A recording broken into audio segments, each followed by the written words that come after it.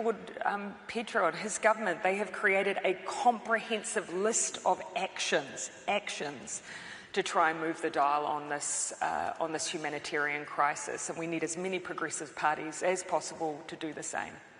One of the other things you've done, Pedro, is even as other people have really backed off, and some major powers, including the United States, obviously, have really backed off of the commitment to try to intervene to improve the lives of everyone around the world, deal with not just inequality in our own societies, but inequality across countries.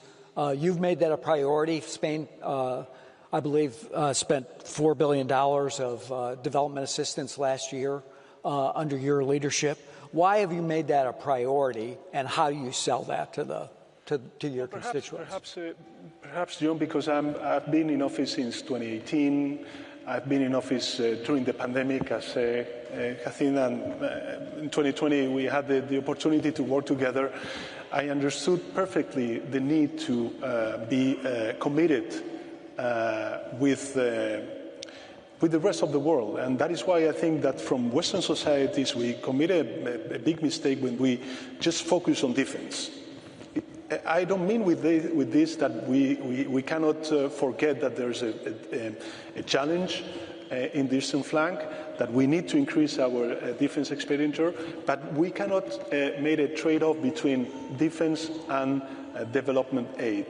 Because what we need to also send to the global south and the rest of the societies is that we are committed with their health, their economic development, their future at the end of the day. Talking about migration, make no mistake, we fight against irregular migration. We fight against the smugglers. But the best way to fight against the smugglers and irregular migration is going to these countries of origin and transit and cooperate with them and help them to create opportunities for their people. And at the same time, of course, to allow migrant or regular migration ways in order to provide, this human capital force that we need in our countries in order to boost our economies, and then also to train these people, go back to their countries, and create the conditions for economic development. So there's in my view, a lack of empathy when you listen to some leaders saying that in front of people that are running countries of small islands, that there's no climate change, when they are seeing the rise of the sea levels and that climate change represents an existential threat. So that is why I think it's more and more important that Western societies, well, of course the US today is just walking away, but this is also a huge opportunity for the European Union and other Western countries in order to fill that gap and to embrace multilateralism. I think that the main duty that we have as progressive governments is to embrace multilateralism. That doesn't mean that we don't need to reform the system. We need to reform it, and to provide more legitimacy to the system. But again, I think that the future of the world, and I believe also one of our major causes as progressives, is to strengthen multilateralism.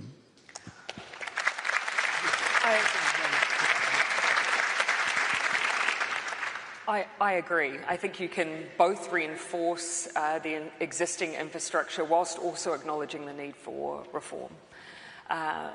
One of the things I think, though, in order to reinforce the relevance and importance of these institutions is also to deliver on what they have already set out as minimum expectations. And in the climate space, of course, that would include delivering on the Paris Agreement.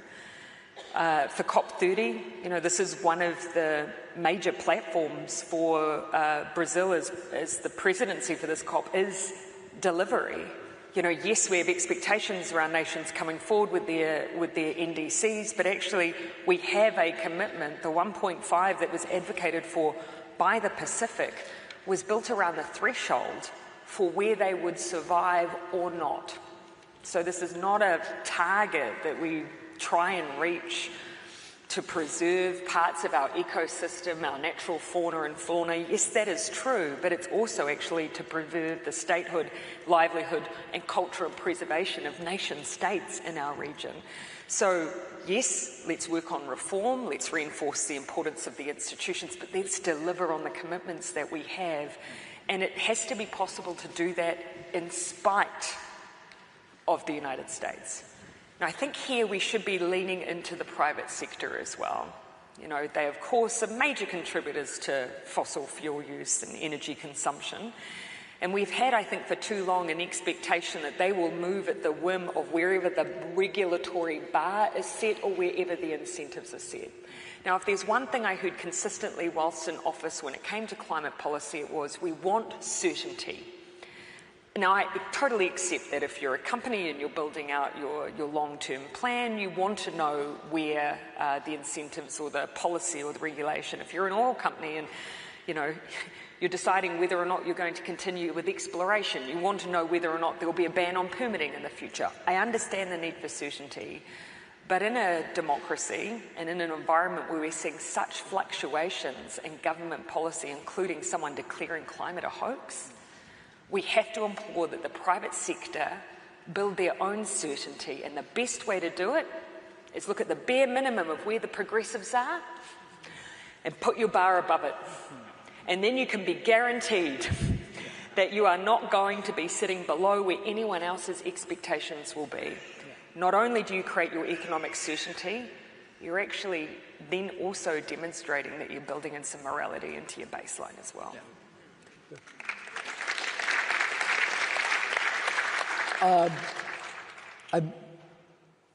Prime Minister Carney, before he was Prime Minister, was doing his best to when he was Mark, was doing his best to reform the international financial institutions to deal with these challenges of global inequality, to deal with climate change. Those are institutions that were set up now, I have to do my math, 70 years ago. How are they functioning? Can we get more out of them? Is that a place where leadership at the national level can force more change at the World Bank, at the IMF, and at the regional development banks? We must do it. I mean, there's a lack of legitimacy. This is clear because the system was created 80 years ago, and nowadays we have very strong regions and economies that are asking to have more presence and therefore more capacity to influence the decisions, and of course to have representatives leading these agencies. Which, by the way, I think it's also very important. By the way, I'm firmly defender that the next Secretary General must be a woman, and I think this could also be a very positive signal of the dynamism of the multilateral system. So for instance, from the Spanish perspective, we in the conference in Seville. For financing of development, what we proposed is to reform some of these financial institutions. And today, the government is working in launching a proposal for reforming the global health system. I think that we are suffering a backlash on global health. We need financing global health. I think that we have a very important private sector companies also committed with global health, but again, we need to be prepared for future pandemics or potential health problems that we would need to challenge and respond multilaterally. And this is something that begins with vaccines how do we engage countries, governments and private sector in financing vaccines on HIV or TB, malaria, and another kind of illness. And in the case of Spain, we have announced that over the next 2 or 3 years, we will increase our contribution by 400 million euros for this kind of, let's say, policies. So there's a lot of things that we can do. There's a lot of things that we can do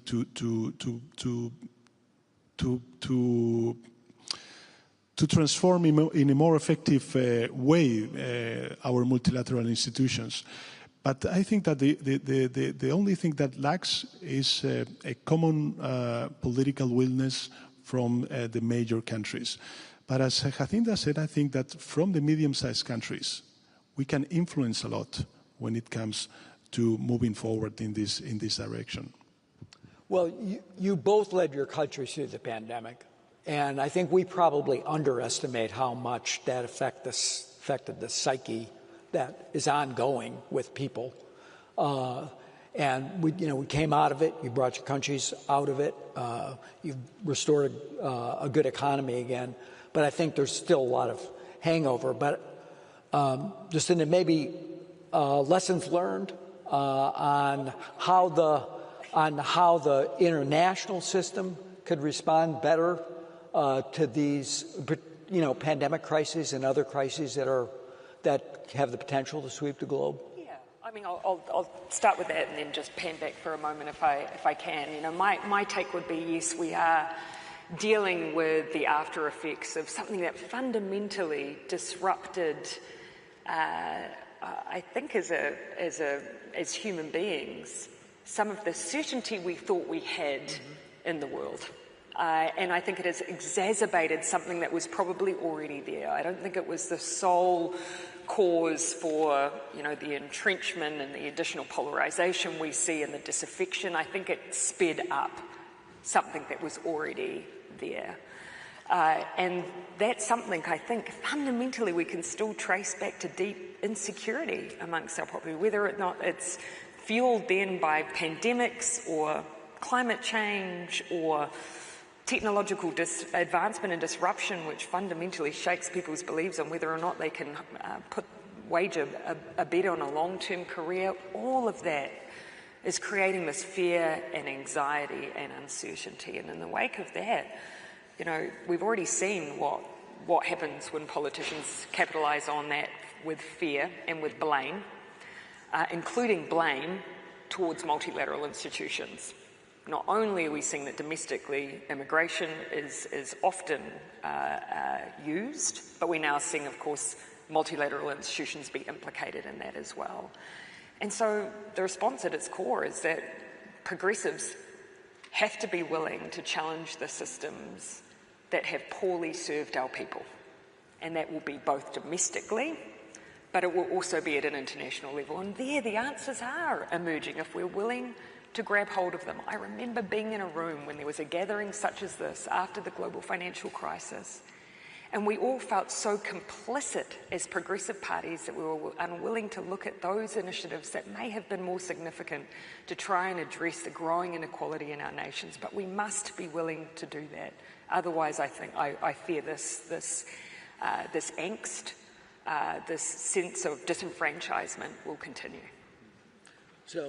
So Pedro, I think that as Jacinta said, somehow there's a clear progressive way of thinking when you define public goods. Definitely, health is a public good. Security it is indeed. Of course, climate change, and therefore we need to find means in order to funding commonly, all together, all countries. These public goods. And on the other hand, I think that we have to praise science. And unfortunately today we are witnessing anti-rational and not founded on scientific data and facts most of the political positions of prominent leaders. So that is why I think that the big lesson from pandemic, at least from our perspective, is that we need to create this interface between policy making and science.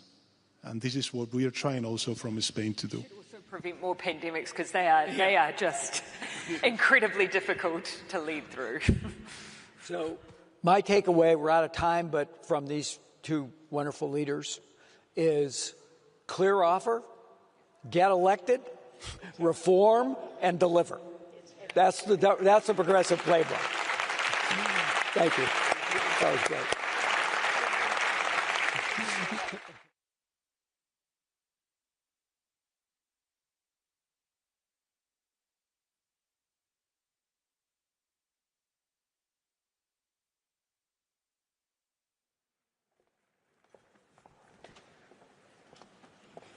That was a really fascinating session from John Podesta, Prime Minister Sanchez, and Dame Jacinda Ardern, stressing why international cooperation matters. Our next session is on security in a volatile world. Stay with us. We'll be discussing the war in Ukraine, looking at cyber attacks, energy insecurity, and disinformation, because ultimately the threats are multiplying. The question for progressives is this: how do you keep people safe without abandoning democratic values? So for this next panel, please welcome John Healey, the UK's Defence Secretary, with him John Feiner, the former US Deputy National Security Advisor, and guiding the conversation we'll have Laura Chappell, Associate Director for International Policy at IPPR. Thank you.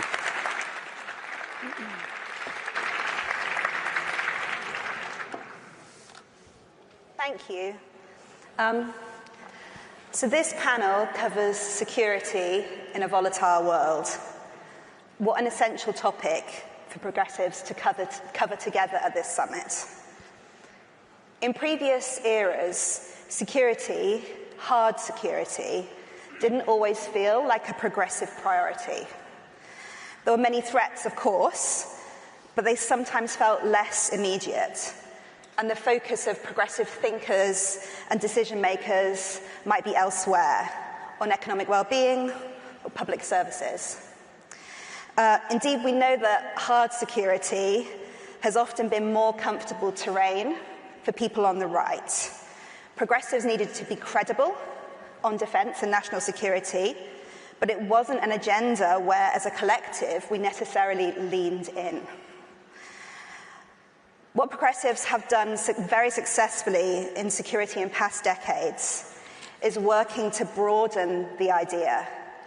They asked which threats people felt in their everyday lives, looking at floods or fires arising from climate shocks, or the effects on family budgets coming from economic disruption.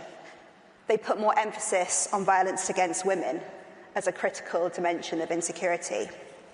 Progressives widened the security project by emphasis on human security. And then in recent years, we're more and more aware of the importance of democratic resilience as faith in politics, in institutions, and in our country's trajectories has waned. Resilience internally is the other side of security externally, and it's now the focus of deep concern.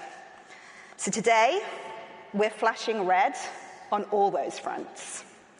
As Prime Minister Starmer stated in his remarks this morning, the world is more dangerous and insecure than ever before in our lifetimes. So it's a pleasure to welcome our two panelists to share their insights and wisdom with us on what progressives must do in the face of this fast-shifting set of deep and even existential threats, and what it means to be progressive in doing so. So to my far right, John Healey, Secretary of State for Defence here in the UK. He was appointed in July 2024, and he's been a Member of Parliament since 2010. He's the Labour MP for Rawmarsh and Queensborough. And to my near right, John Feiner, who served as Principal Deputy Security Advisor from 2021 to 2025 for the entirety of the Biden administration. And he was previously Chief of Staff to former Secretary of State John Kerry. So, first, hard power. There's been a major uptick in the use of hard power around the globe. And one prominent dimension of this has been authoritarian regimes deploying military might, from the Russian invasion of Ukraine to China's military posturing in the South China Seas. So what's the right response to this? How do democracies combat these escalations? What role does defence cooperation play, and in what forms? Secretary of State. Thank you, Laura. First of all, I'm really pleased we've got this Labour Together conference. I'm so pleased we've got so many centre-left political leaders and thinkers here. This has been territory that the left has been on the defensive about, typically. But in recent years, I think we can rightly feel that we have not only claimed that back from Conservatives, but we have a special contribution as centre-left progressives to security and defence for this period ahead. You kindly said I was appointed in July 2024. In fact, Keir Starmer appointed me in April 2020 to do this job in opposition and now to do this job in government. And on that day in July 2024, to reflect what you've just captured as quite extraordinary times, the Chief of the Defence Staff, which in the UK is the most senior military officer, sort of welcomed me into the MOD. And he said, I've been in uniform for nearly 4 decades. And he said, these are the most extraordinary times that you're becoming Defence Secretary that I've ever known. And that, of course, was before President Trump was elected. It was before Israel attacked Iran. It was before Pakistan and India started firing at each other, including targeting nuclear sites in each other's countries. And it was before China did the first ever warship circumnavigation of Australia.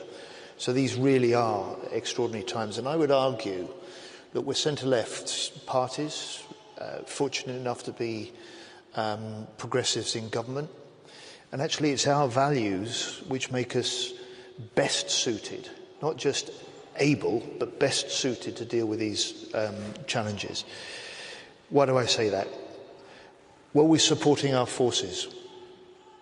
For me, this is the ultimate form of public service, and as a Labour Party, we have that fundamental commitment to public service. Second, we're internationalists. We recognise that the strategic strength on our own security is reinforced by close allies.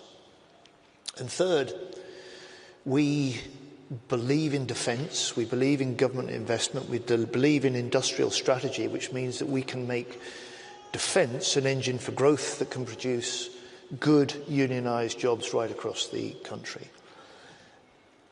And if we had lost sight of that in recent decades, let's remind ourselves those have very deep roots in progressive values. And if we take this back to the founding of NATO 76 years ago, for the UK, that was proudly led by that post-war Labour government. And although people conceive of the NATO alliance as essentially one of collective defence, and it is, hardwired into the NATO treaty, the founding treaty, are very Labour values: peace, freedom, and individual freedoms as well. So that instinctive collectivism, that instinctive sense that we're stronger when we stand together, I say is something that we claim, something that we champion.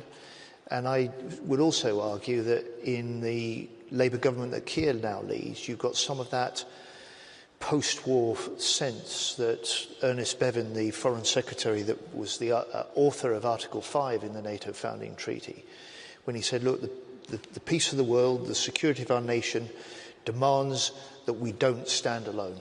And that sentiment is a progressive sentiment.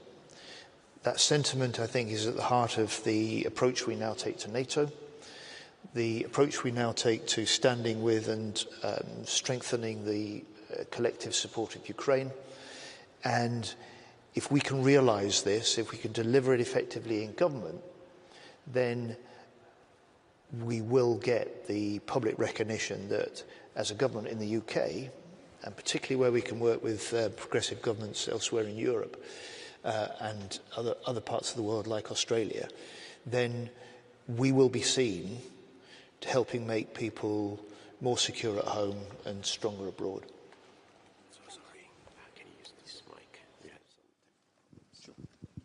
Thank you. Can people hear? Okay, great. I just want to start off by saying thank you to the State Secretary, to the Minister for two things. One, when he describes the various challenges going on in the world, it makes it much easier for me not to miss my former job, so I'm grateful for that.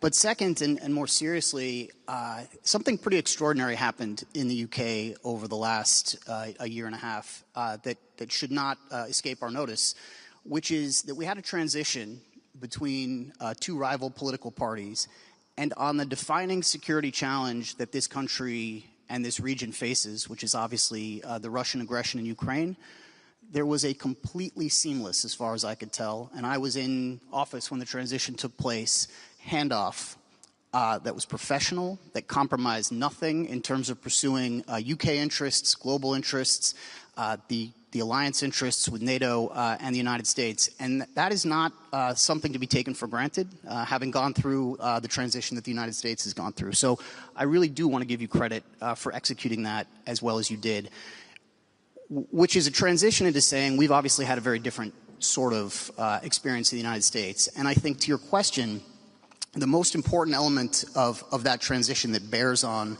a progressive worldview and foreign policy and defense and security policy is we now have a U.S. administration that is unique in American history in at least one way and many others. But the one way in which I want to focus on is that we have a U.S. administration that has decided that the system of alliances, of international agreements, of international institutions that has been the underpinning of peace and stability is not only out of date, it is essentially antithetical to American interests, because America puts more into it, they believe, than we get out of it. And so the upshot of that, from a policy perspective, is that they are pursuing either a total renegotiation or overhaul of this system, or discarding it completely. And that, we have never had that. We've never had that in a Republican administration. We've certainly never had that in a Democratic administration. And that, unfortunately, puts a lot of burden and a lot of challenge back here on the UK and on the rest of Europe. Now, there is a silver lining in all of this, which is there is a major opportunity right now on European security for European countries to step into their own, step out of the shadow of the United States, and take on additional burdens for their own security for themselves, and break this dependency relationship that has been very successful, but that I understand very clearly cannot be counted on for another generation the way it has been for generations in the past. And we are seeing signs that this government, that the government in Germany, that other European countries are taking that burden seriously. They're putting real dollars behind it, and it deserves our support. Thank you. I'm gonna maybe, okay, that sounds better. So as we've heard repeatedly across this summit, publics across the countries represented here are fed up. They want real positive change in their lives. They want better healthcare, skills, investments to support jobs, growth, the green transition. And in this context, NATO allies have now agreed to spend 5% of GDP across core defense and supplementary security. How do you believe they can square the circle? How do you balance these priorities fiscally, but also politically?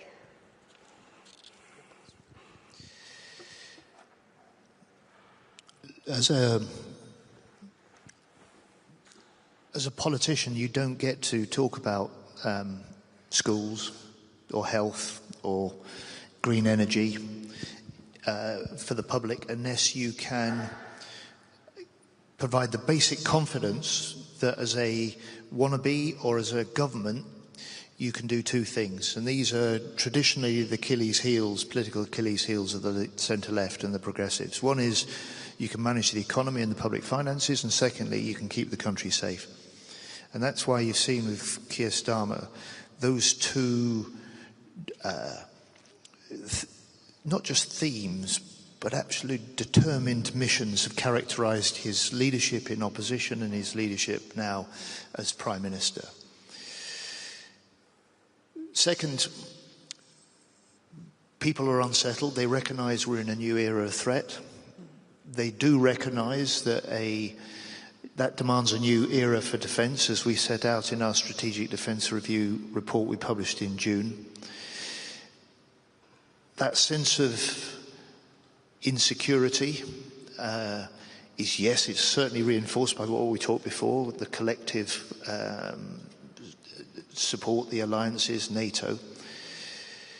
But if we are going to increase defence spending, and having made that an historic commitment in many people's books, we're now a government that is increasing defence spending over the next 10 years by a bigger amount and in a more sustained way than any time since the end of the Cold War.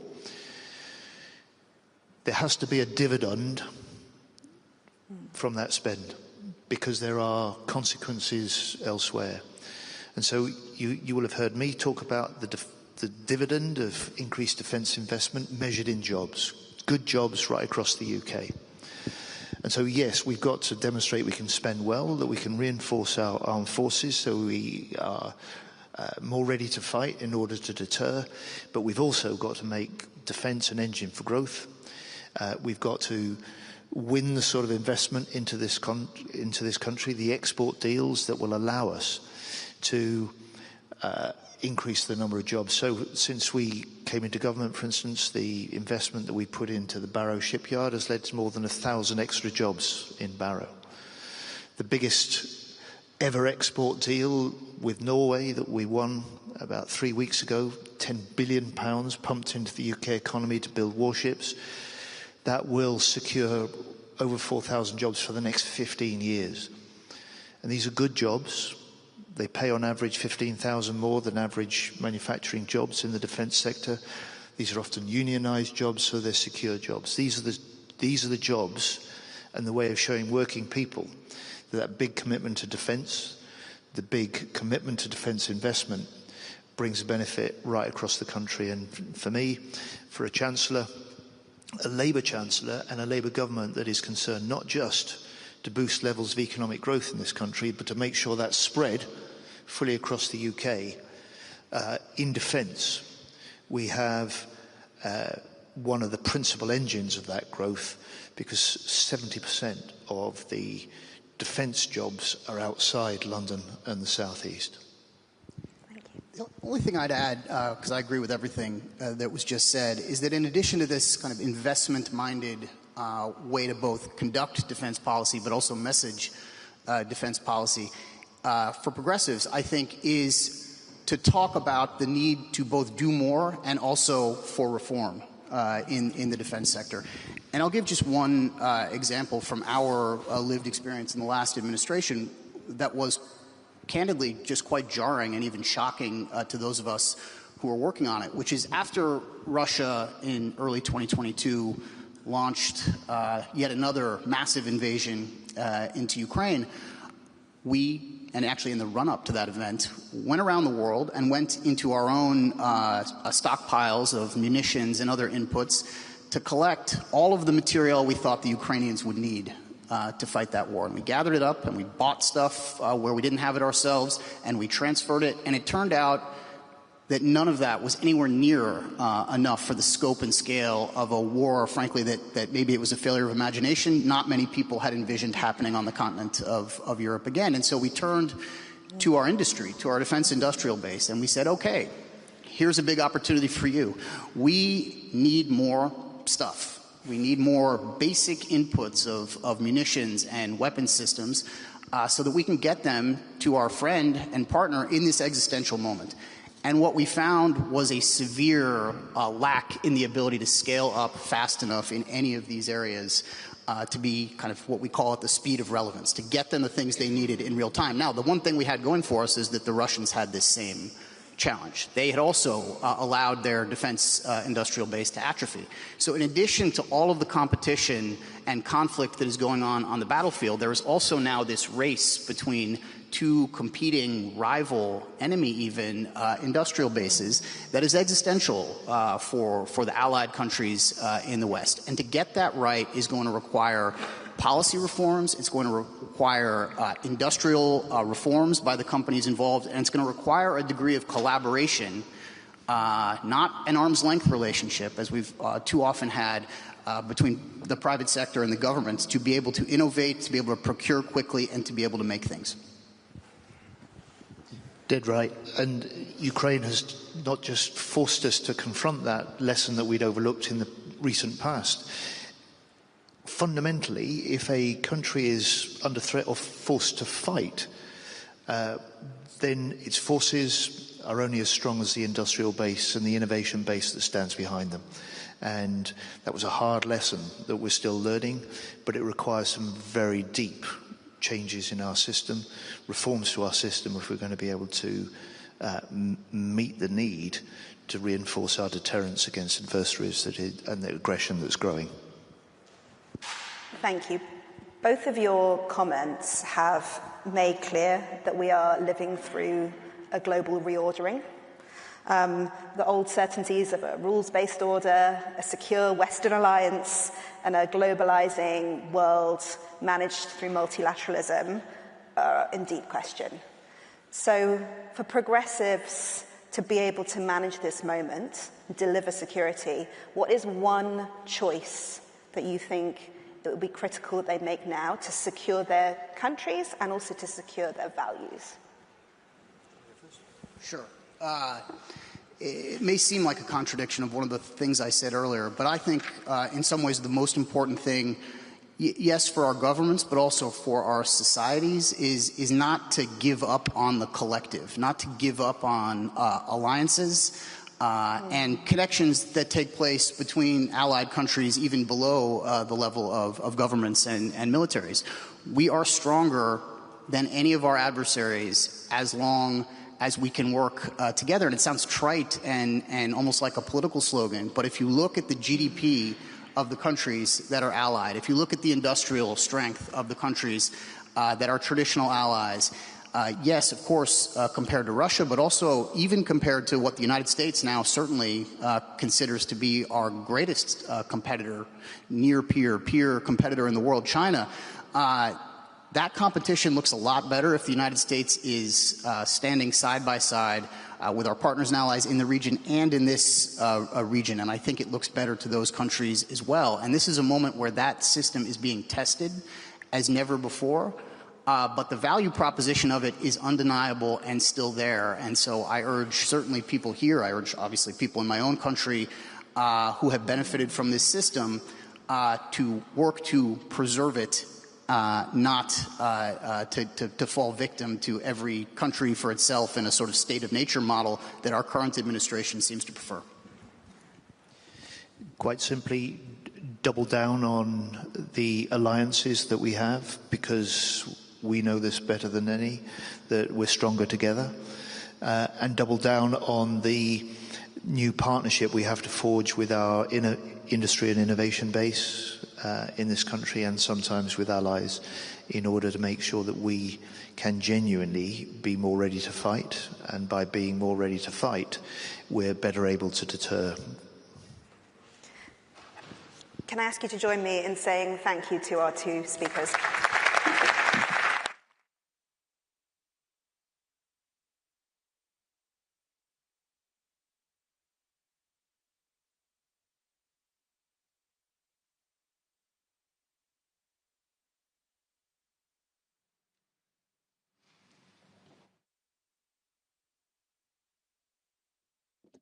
Now we've got our first all-female panel of the summit. They will be discussing how security begins at home with a strong economy. Please welcome the Chancellor of the UK, Rachel Reeves, Christian.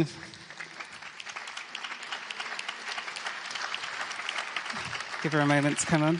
Christian Frederiksen, Prime Minister of Iceland, and moderating the session, Rachel Sylvester, political editor of The Observer.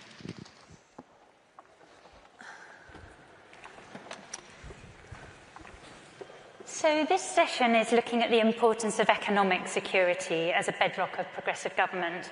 And we've got a really fascinating and brilliant panel of strong, powerful women, I'm pleased to say.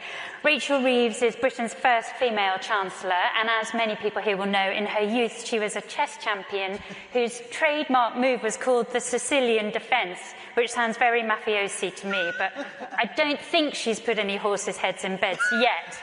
And Christian Frostadottir is Iceland's youngest ever Prime Minister, and in fact the youngest Prime Minister in the world, I think. She's just 37, not 17, a mother of 2 young children, and she's only been an MP for 4 years. And she heads a coalition of 3 parties led by women, which is known as the Valkyrie government in Iceland, which I love. So, I mean, Christian, do you think women do politics differently? You're not here as female politicians, but as you're both women, I think it's really interesting just to ask briefly. That's a risky question. I do think yes. I mean, I think we can agree that inherently there are some differences between the genders, right? Maybe in Iceland people have felt it more because we went through a stage where we had sort of a traffic light government, left, green, center, conservatives for 7 years. And there was a big disagreement on policies for a long time there, and their qualms were sort of in the media for too long of a time, I would say. And so we took it upon ourselves we saw it as a big responsibility to just make sure that when you do conversations, you don't do them in public. You know, if you need to have a talk about something that comes up in a coalition government or within party, you have the respect for yourself and for voters to just get it done, you know, behind the scenes. And I think women, yes, sometimes have an easier time with confrontation. You know, it might be a spicy comment to make, but I don't have time to let something sink in for too long. If you need to discuss something on policy or something comes up, you just need to have a conversation. We've also been very good on communication. I mean, we're very respectful of each other, and we're aware that there's a lot at stake.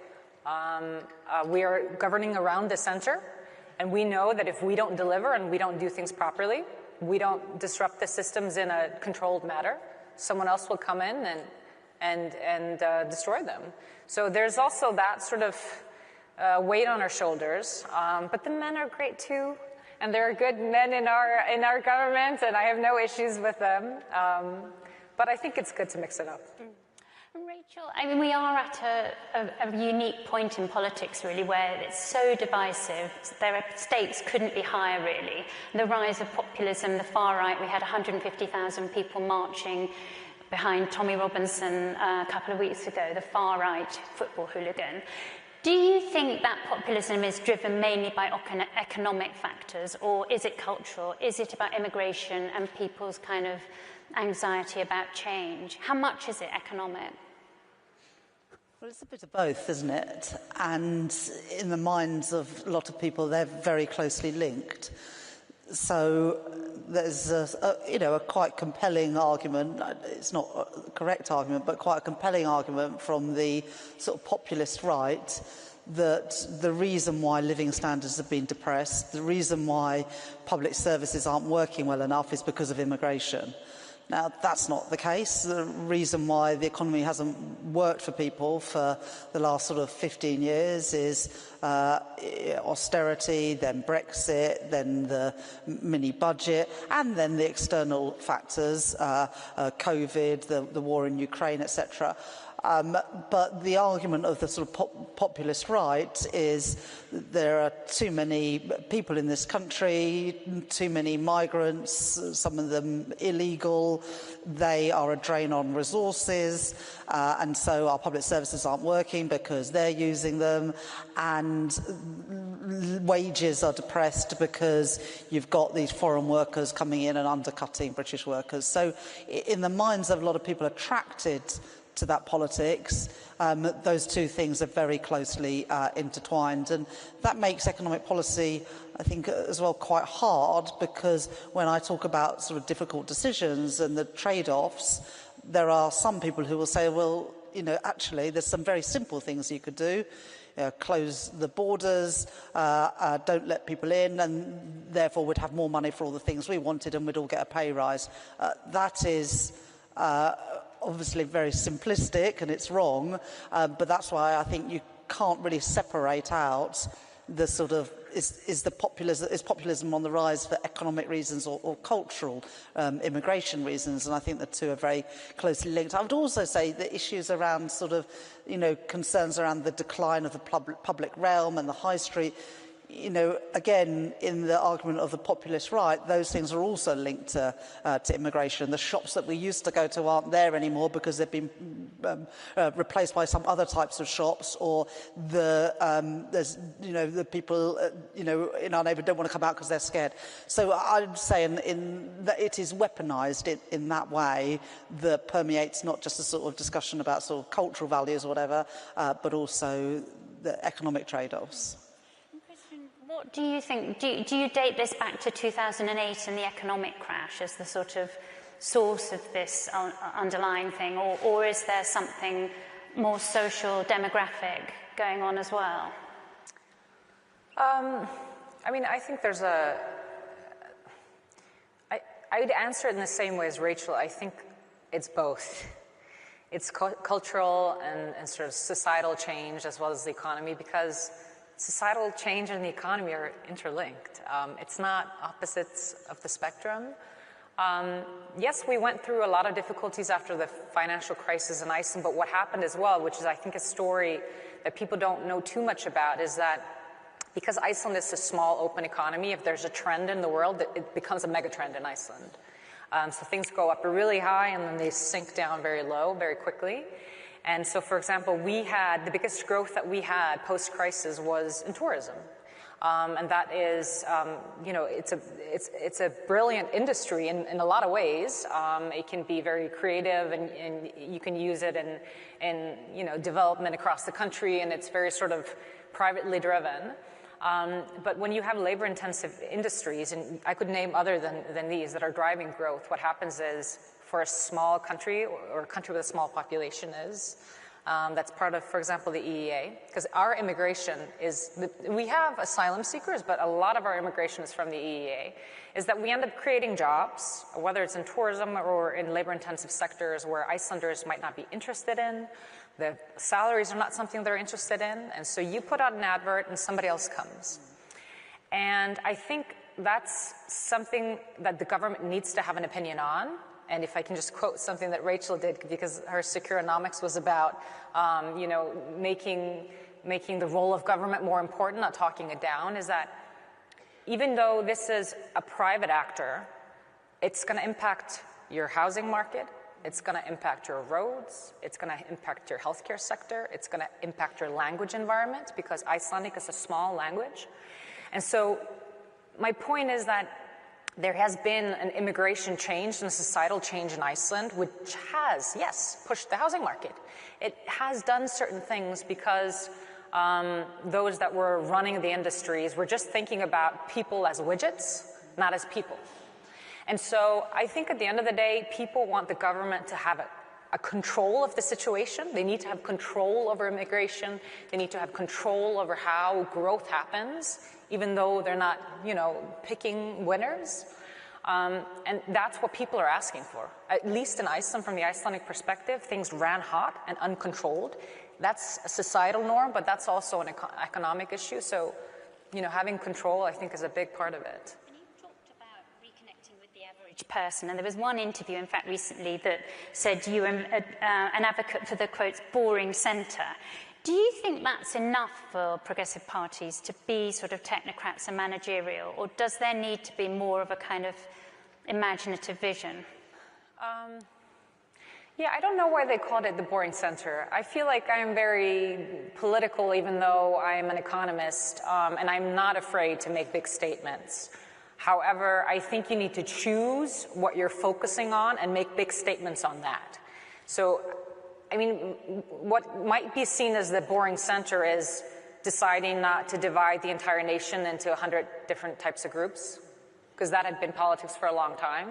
And so you find that little edge and you put that person in it, and then you make these people fight.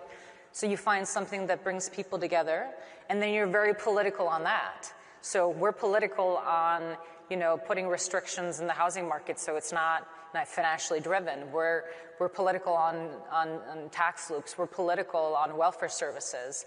But it's based on not driving identities together, and I think maybe that would be a boring center today, but then that's okay. But to me, it's just smart welfare politics, and it's also really important today if you want to work against that polarization on the right. Don't over-polarize the left. Yeah. And Rachel, you talked, as Christian said, about securonomics. How has that worked in practice? And when you're dealing with a sort of very unstable global situation, how can you hold on to that philosophy? I mean, you've got a sort of madman in the White House basically tearing up all the potential of security for so many countries in the global economy. How do those two things fit together? Oh, well, I think it's even more relevant than when I first made that speech 2.5 years ago. So securonomics was about building a stronger and a more resilient economy in the face of an increasing number of global shocks that were affecting all of our economies. And actually, similar to Iceland, we are also a small open trading economy, and so we are very exposed in the UK as well to global shocks, and we've seen that time and time again. But we're also particularly exposed to those shocks because we haven't managed to build up that resilience in our economy. And actually it's a theme in the meetings I have with finance ministers from other countries that share our values, that none of us have built that resilience into the system. Whether it was during COVID and we didn't have the protective equipment, or it was after Russia's invasion of Ukraine and we discovered how reliant we were on global energy markets for our very basic needs. And indeed, food price inflation went through the roof because we were very exposed there as well. And so securonomics is about trying to build that resilience and security. And you just had John Healey speaking. Part of that resilience as an economy is having strong defences, and we've of course put additional money into our defence spending, taking it up to 2.6% of GDP by 2027, then up to 3% in the next Parliament. And that's because the world has changed, and we have to change what we spend on as a country. And we've made the difficult decision for a Labour government, for a centre-left government, to reduce international development spending, to put it into defence. But that is where there is the urgent need at the moment, and it very much fits in with that idea about building stronger and more resilient economies. But you can also see it manifest itself in other policies of ours, like we've just signed off to build the nuclear power station at Sizewell, as well as working with Rolls-Royce on building the small modular reactors. We took British Steel under public control because we couldn't lose that ability to make virgin steel in our country. We would have been the only G7 country without that capability. So that's all about securonomics, building a stronger, more resilient economy, less exposed to shocks. But I guess this is sort of where other stuff as well in the world comes in. As a small open economy, we can't do everything ourselves. Semiconductors is an area where, the UK doesn't have huge strengths. We don't have access to many critical minerals. And so working with our friends and allies around the world is also crucial. So securonomics isn't about sort of pulling up the drawbridge and saying we're going to do everything on our own, but it is about taking account of where things are made, who makes them, building those more resilient supply chains, as well as thinking more about our domestic capability and capacity, particularly in areas like energy and defence and some of those other foundational industries like steel. And what about the trade-offs? Because I suppose the Achilles heel for parties of the centre-left over many years has been the sense that they can't be trusted on the economy. Do you think, Christian first, that governments have to be more honest both with the voters but also with their own supporters, that actually you can't have everything? And actually there are difficult choices, as Rachel referred to. What do you think? How have you handled that in Iceland? I think it's better if you just own it. Because I think, I mean, I haven't been in politics for very long, but when I started out, I did this trip around the country because I felt Parliament was sucking me in, and I was just having conversation with people that agreed with me. And it really struck me how much distrust there was towards politicians, and people felt you were just saying what they wanted to hear. And so you just start saying, I mean, sometimes you say it in a nice way. You tell people how things are. Because then when you say something they want to hear, they know that you actually mean it. And the voter is smart. You know, you can talk to the public like a normal person, and they can tell if you're using fluff or you're saying something. So we have said, you know, we're going through a tidying up process right now. We are balancing the budget in 2027. We have done stuff like raise the resource rent fees, we're closing tax loopholes, so we're bringing in income, we're not afraid to talk about that. But because we also wanted to say we're not going to be watchdogs of the system, even though we're pro-government, we want the government to work. If we don't make, you know, disruptions where needed for the systems to work, someone else will come, rip it apart, and do it in an unorganized manner. And so we're not afraid to say, okay, this we will need to tidy up. This we will need to shut down. Should the government be doing this or not? So we can do things properly. And I do think if everyone is a little bit upset, then maybe people feel a bit better. As in, if the unions are a little bit upset at you and the corporations are a little bit upset at you, but you're doing a few things, but as a whole, you're getting ahead, it does give you some respect. Again, we will see where we'll be in a few years if this actually pays off. But it also makes you just feel better because you're confident that you're actually doing something that's going to work out. And I think, I mean, a big part of our project, at least on the Social Democratic Alliance back home, was that people would trust us to do what we said we were going to do. So you might as well just follow through. Because if you go through this term not having been able to deliver, then all of this would be for nothing, right? So being genuine about things gets you far ahead. It's not always easy. So interesting. So Rachel, Kristen talked about a lot of people being a little bit upset. You've got a lot of people a lot upset about a lot of things. MPs, the voters.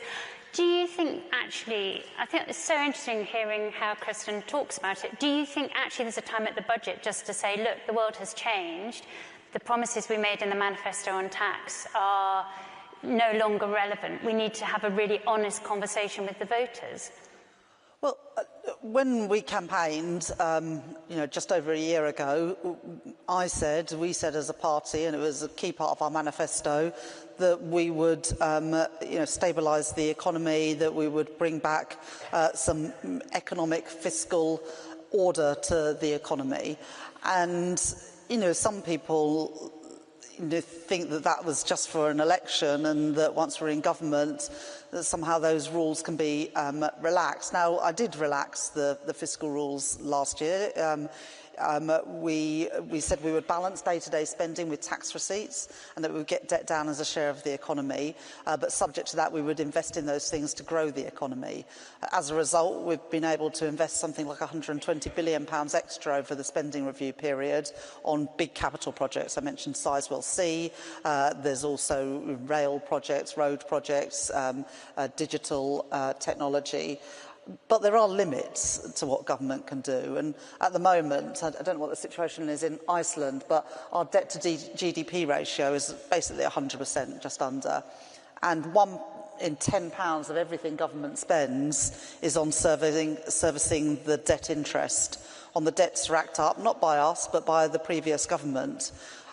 I don't think there's anything progressive about spending £1 in every £10 of government money on interest often to foreign hedge funds and investors. But that is what we're doing today, and I want to reduce that. And there's two ways to reduce that. The first is by getting that stock of debt down, and we are on a path to do that. And the second is to bring down interest rates.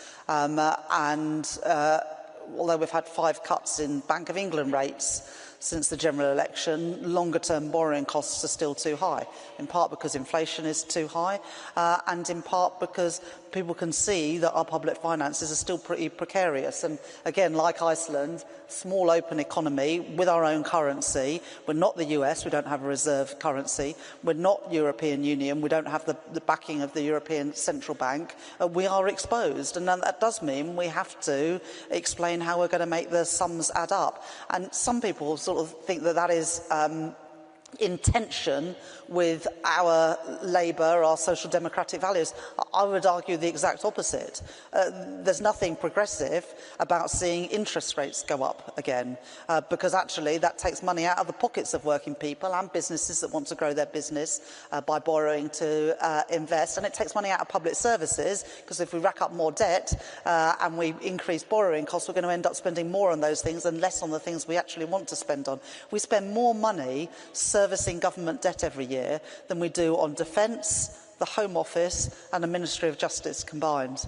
That is not progressive, and I want to reduce those costs so that we can use that money to better effect. And that has meant, you know, that no one can accuse me of not accepting that there are trade-offs. That's why there are people who are unhappy. But if you pretend there aren't trade-offs, then we're going to go the same way that Liz Truss went, and that is, you know, crashing the economy, putting pensions in peril, sending mortgage rates spiralling, and not just losing election, but being consigned to total irrelevance, which is where the Conservatives are today.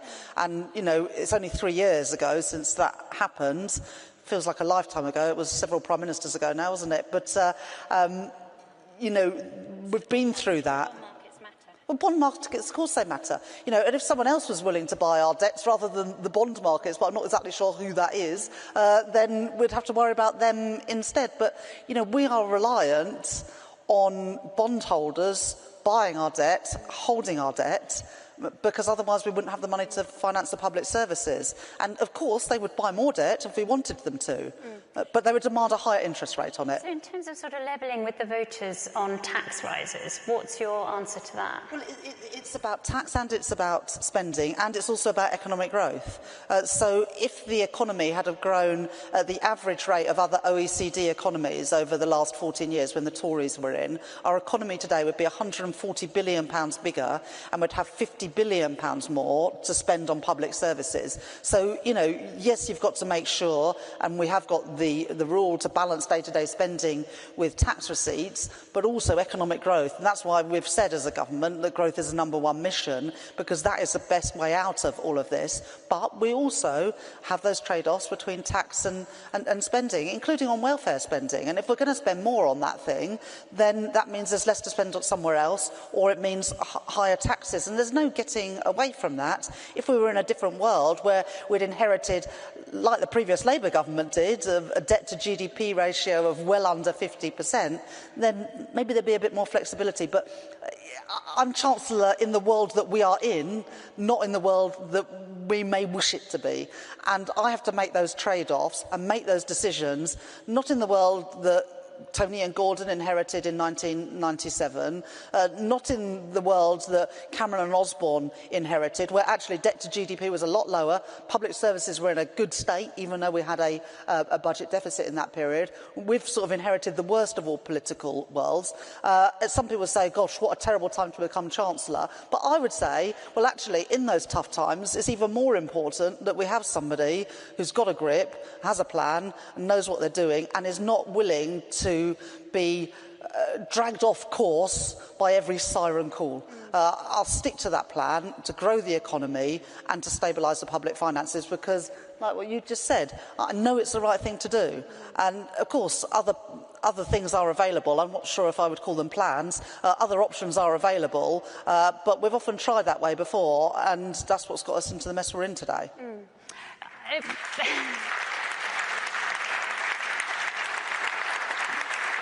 We're nearly out of time, but I wanted to finish with there's a lot of doom and gloom. As you say, it's tough times. There's a lot of difficult choices ahead. But have you got any reason for optimism? In what, I'm going to start. My reason for optimism is I think the advances in medical science are incredible, and the sort of genetic revolution that's ushering in this new age of cures is extraordinary and amazing, and that is a huge cause for optimism for me. Christian, what's your cause for optimism? I guess I will answer this in a less high-tech way. I think you can't be in this job and do it properly if you're not an optimist.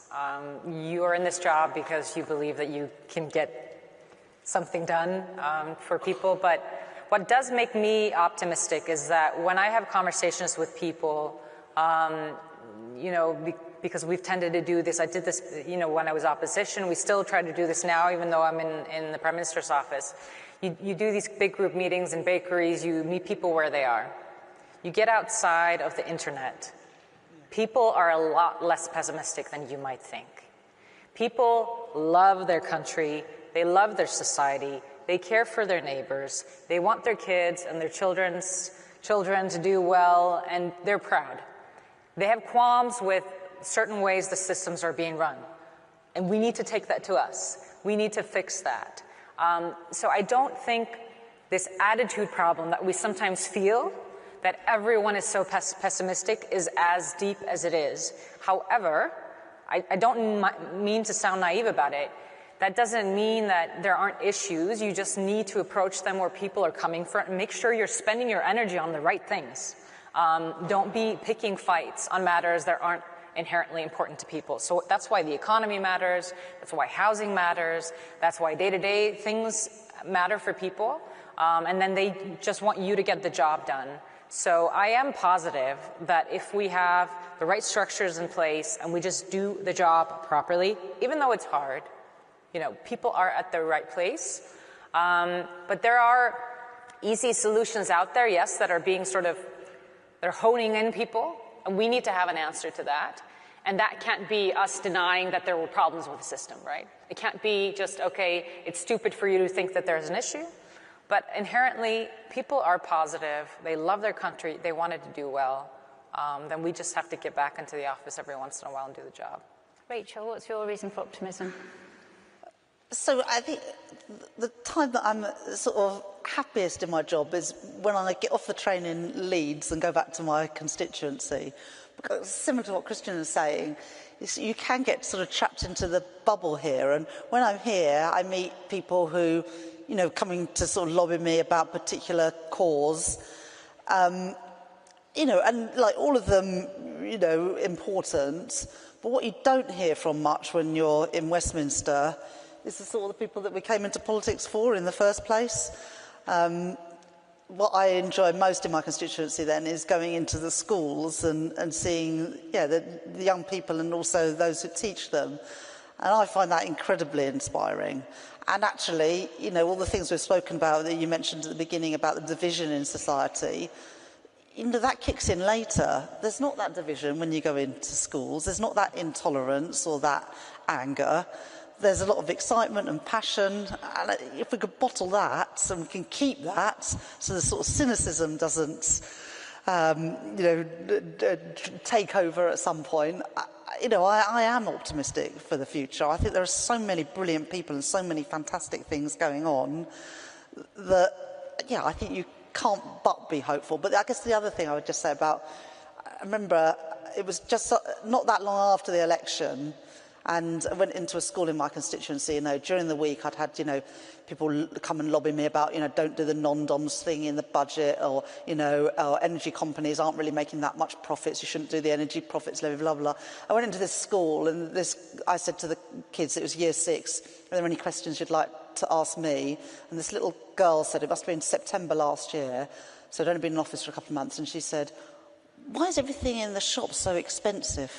And you think, actually, why is she saying that? It's because at home, her mum and dad are saying, why can't we afford the things we used to be able to afford? Why is it, after paying the rent and paying the bills, there's not enough money? It's the beginning of the school term. Our daughter needs new shoes. It's almost a winter. She's going to need a coat. Why is everything so expensive? Why can't we afford what we should be able to take for granted?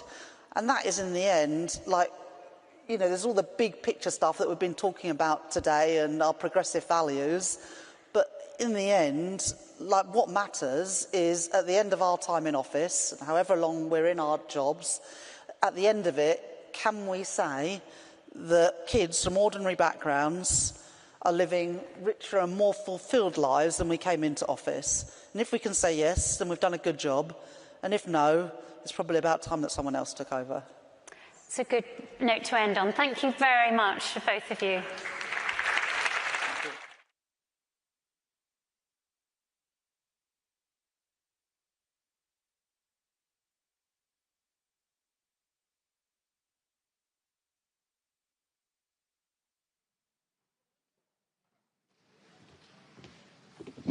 Well, I'm finally able to break some news. I've just been told the Prime Minister, Mark Carney, will join us for some keynote remarks at our 6 p.m. reception this evening. So you must stick around to join us for that, of course. We're just going to take a very short break right now. We'll be back here for about 3:20 for some interesting sessions on democracy and patriotism.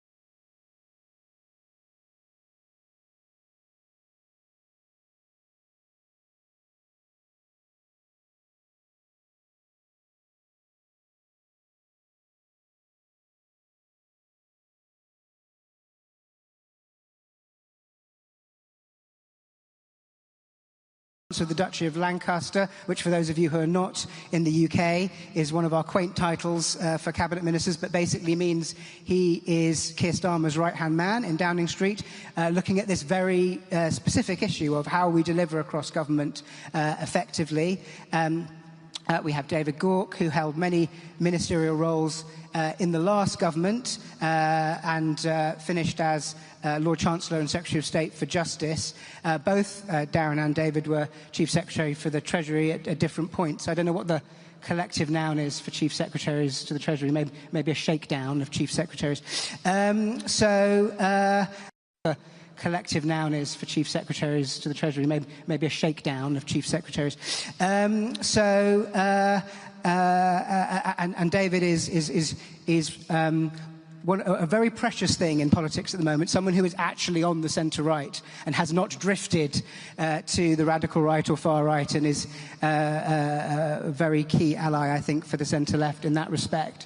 And then we have Caroline Saccone, who is head of an organisation called Accountable.us, which looks to investigate and communicate about corruption amongst state officials and corporate organisations in America. So she's got nothing on at the moment. No challenges there. But she previously worked in the Biden administration and in the Obama administration on a variety of different roles. And including on the Affordable Care Act and healthcare, and communicating that to the public. So I'm going to start with Darren, if I can come to you first. You've got this new job, you've only been in it a couple of weeks, looking at delivery across government. What are the big things you want to tackle in terms of fixing our state machinery so that can happen? And how do you help and convince your colleagues to focus on that when there's so much day-to-day noise and firefighting that needs to be done? Well, Sam, thanks for the introduction, and great to be here this afternoon. I think to dive straight into the wonkiness, we've got to fix the front end and we've got to fix the back end. The front end, I mean the way in which the public engage with the government and the public services that we run.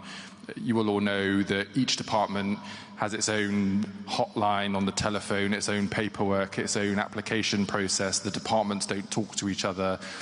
If you have a family where you might receive some universal credit or housing support, a child with additional needs, if you're trying to get the childcare, tax-free credits, and all of these types of things, you can spend hours and hours on the telephone logging into different websites, not being quite sure what you're entitled to, not knowing the status of your application. It's deeply frustrating. This would never happen in the private sector because you just lose all of your customers. We have to make the front end, the experience that people have of engaging with the state, much, much more effective. That also enables us to help people more effectively, to show that when we make policy decisions in Westminster, we're delivering tangible, real change in the lives of people in the real world. But to do that, you've got to fix the back end as well, because the reason the system is rubbish is because all of the IT is rubbish. We've got lots of legacy IT systems, IT that doesn't talk to each other. I'm told we have over 200 HR systems across government, for example. The finance systems are not integrated. And of course, you have millions of different logins for different services. So we're going to be fixing the back end as well in terms of ID, which you've heard from the Prime Minister today, as well as digital transformation of public services, so we can deliver that better outcome for people. And attached to that is then the government actually knowing when an outcome has been achieved in the real world. Because too often in Westminster, we'll sit around the table and talk about policy from our papers. And I often have to ask, how do we know that we've actually changed someone's life? And where are they?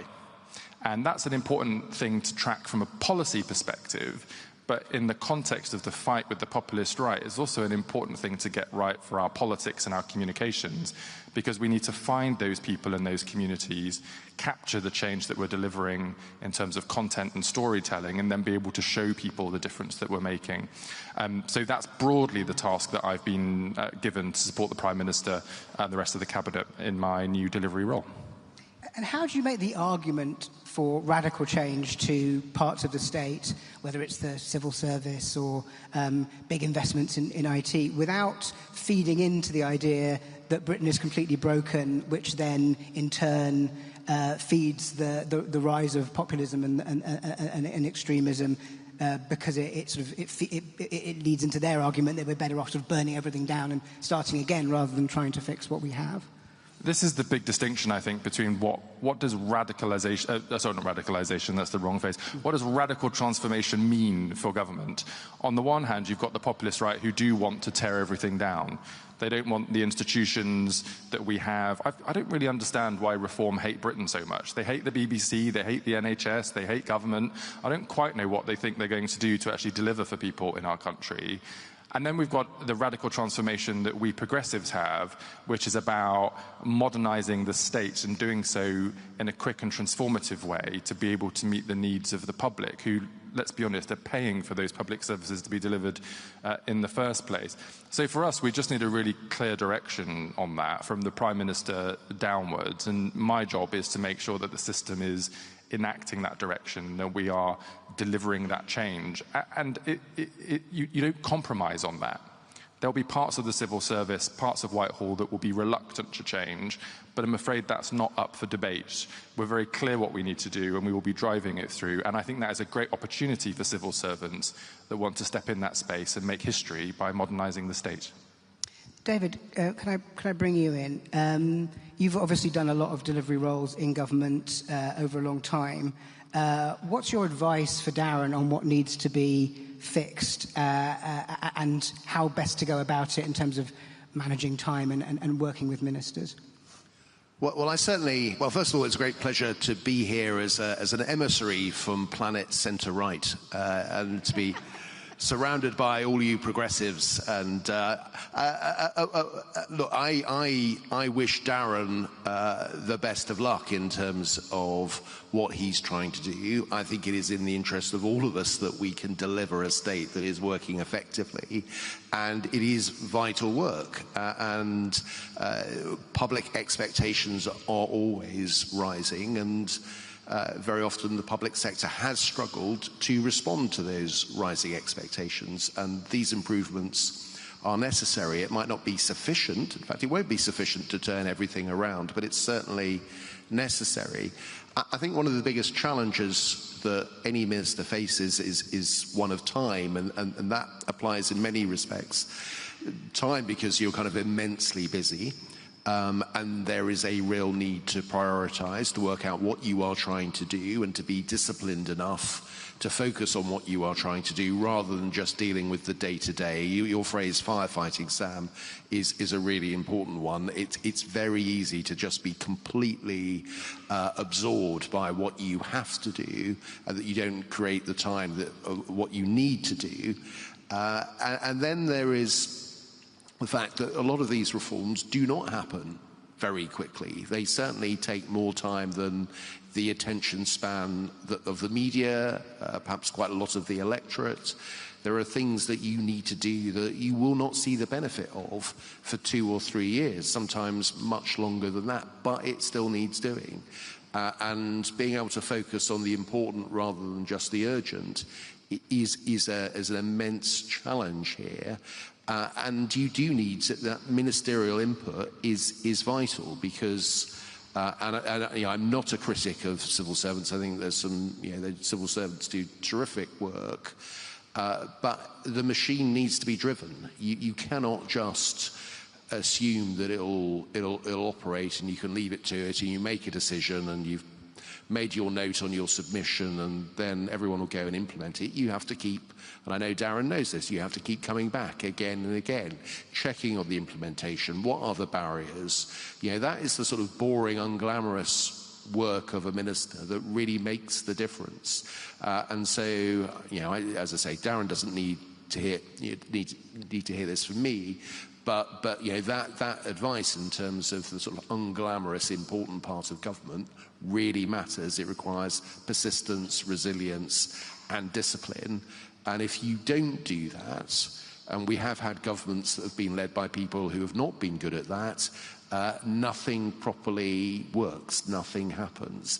So it's unrelenting, but ultimately you can deliver.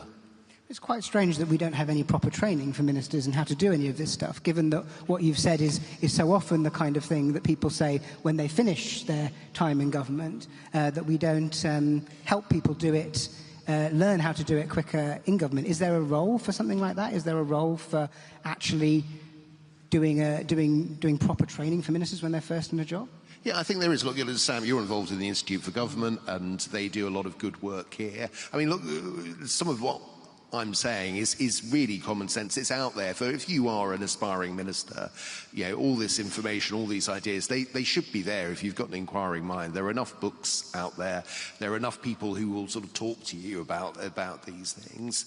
But yeah, I mean, I think maybe the challenge is that our politics isn't delivering enough people, perhaps, who are kind of, or rewarding the right people who are kind of good at that delivery stuff of being the effective minister, that there is a sort of systemic problem that sometimes the system rewards those who are kind of good at sound bites and political internal positioning rather than a focus on delivery, and perhaps there's more we could do on that front as well. You're being very polite by not naming any names in these other ministers who you might be referring to. I think people might be able to guess. One final question.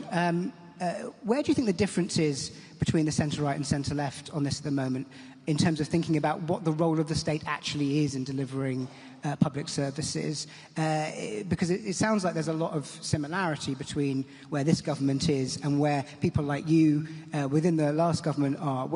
Is there still a distinction there that's important to focus on? Look, I think there is a distinction. Look, there are lots of areas where there's an overlap, and I think our politics would be better if we were prepared to recognise where there are areas of overlap. And look, I've just been involved in a sentencing review for the current government.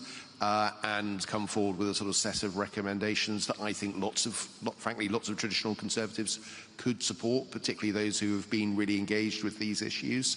So yes, there is overlap. There are differences. I think as someone on the centre-right, I'm probably less utopian, and perhaps I'm a bit more suspicious of what the state can do in some areas. I'm probably more inclined to, when it comes to the economy, to favour market-based solutions. But this is on a spectrum. There's not a kind of the straightforward, clear divide. And I would argue that the centre ground is made up of people who believe in a world of trade-offs, of recognising complexity, of trying to solve problems, not trying to exploit it.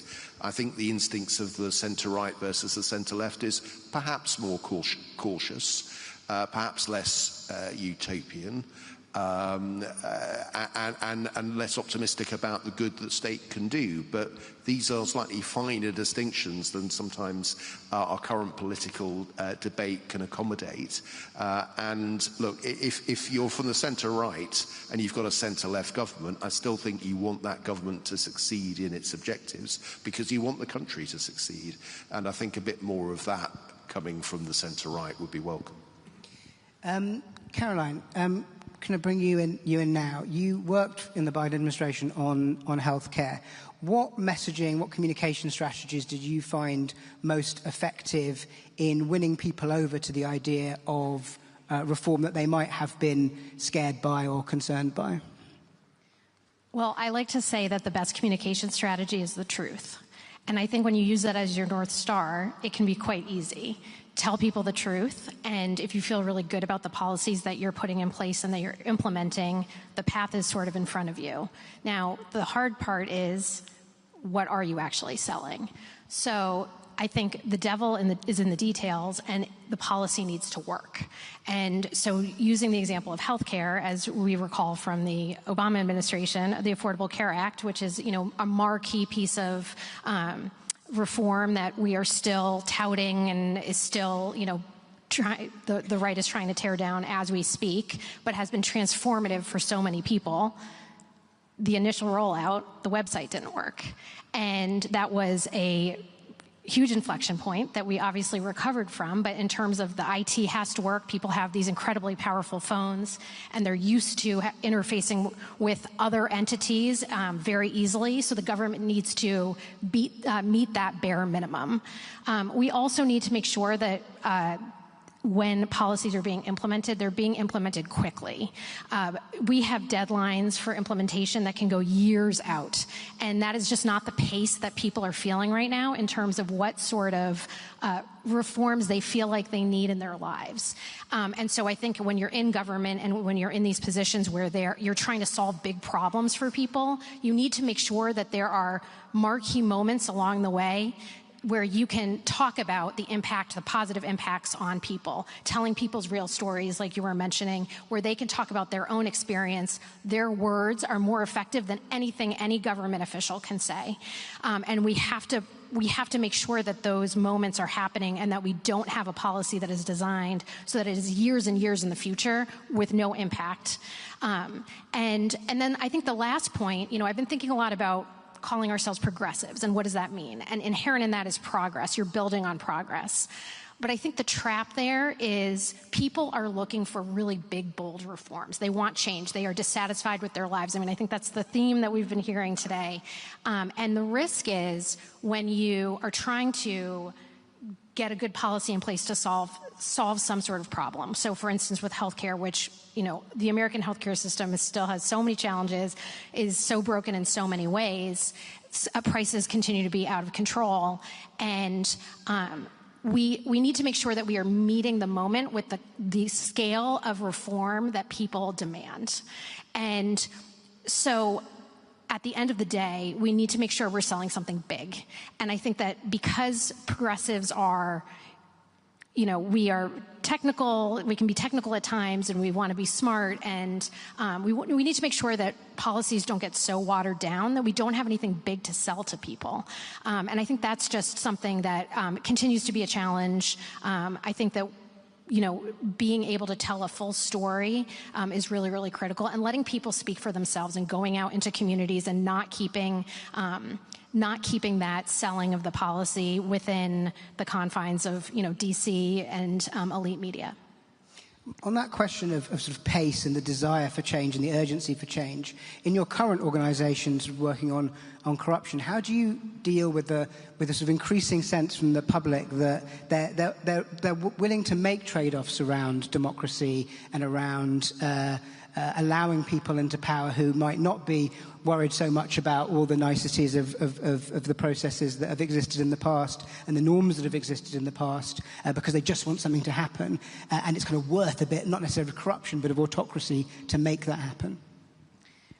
Well, I definitely think it's a challenge to make sure that people are not willing to pay the corruption price for something else that they get in return.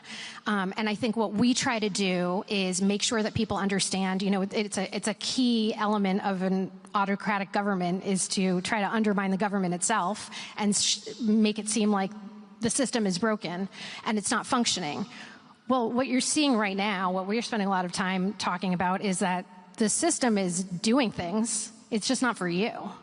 It's for them. It's for a small group of people. It's for a small group of well-connected people. It's for a small group of very wealthy individuals and corporations that have tremendous influence in government. So in fact, they are busy. The system is doing things. It's just, you are not benefiting from their activity. And that is what the story that we are trying to tell. Darren, can I come back to you on this question of pace versus the scale of the change that's required? Over the next couple of years, while you're in this job, how do you balance that sort of urgency to show that you're doing something in government and to have proof points of success, whether it's around NHS or crime or whatever, versus the fact that a lot of the processes that would really deeply fix our problems, whether that's civil service reform or building new IT systems, just take a long time and take resource away from meeting the urgent priorities? Yeah, I think it's the challenge, right? But I think pace has to be alongside prioritization, and you can't go at pace at everything because you're just not going to make any progress. So I think on the transformation side, you need to decide what you're doing at speed in what order, which is why fundamental parts of the transformation, whether it's digital ID or legacy IT systems, is something you need to get right first in order to then make progress on other things afterwards. And then in terms of broader policy, take infrastructure spending, for example. The government's increased the amount of public investment as part of our economic policy, and that's great. But we do need to be able to show that in the medium term, we're fixing potholes, the Pride in Place money is doing up your high street, you've seen the difference in your local community, whilst also knowing that your kids might have got an apprenticeship because we did the deal with Norway on frigates in the Clyde, and so you can see the benefit of long-term economic infrastructure. But you have to take a very clear view about pace and prioritization, as opposed to just doing a lot of great work that doesn't deliver for another 10 years, because you won't get thanked for that if you've not made any progress by the time of the next election. And just finally, if you could look at yourself in 2 years looking back, or 4 years looking back, what's the one thing you really would have wanted to achieve in this role in terms of changing the state? I think for me, if we get this digital ID system working and the public being with us, that will be the bedrock of the modern state and will allow for really quite exciting public service reform in the future. And the Technology Secretary will be delivering that alongside other colleagues providing services, but I'll be coordinating it from the Cabinet Office. So if we've been able to make that programme a success, I'll be very happy. I'm already being red counted on the screen up there. So we are going to have to finish a very short session, but hopefully a useful one for all of you. So huge thanks to David, Darren and Caroline for the panel. Thank you very much.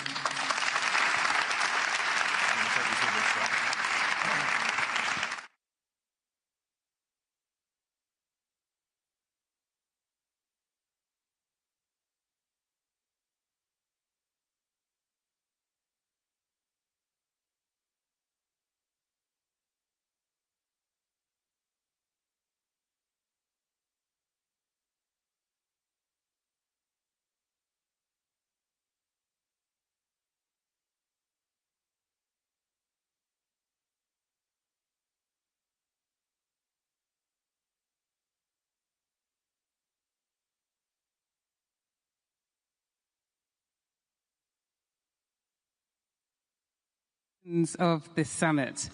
We've got the Democracy Omnibus up next. They're going to discuss how progressives can carry the global fight for democracy in action. So let's get them on the stage ASAP. I know they have a lot to say. Please welcome Hannah Jalul, Pushparaj Deshpande, Lord Andrew Cooper, Aya Shebi, Veronica Silva, and Muthoni Wambu-Krall. The discussion will be moderated by Nika Kovic. I'm sure they'll be coming out soon. And here they are.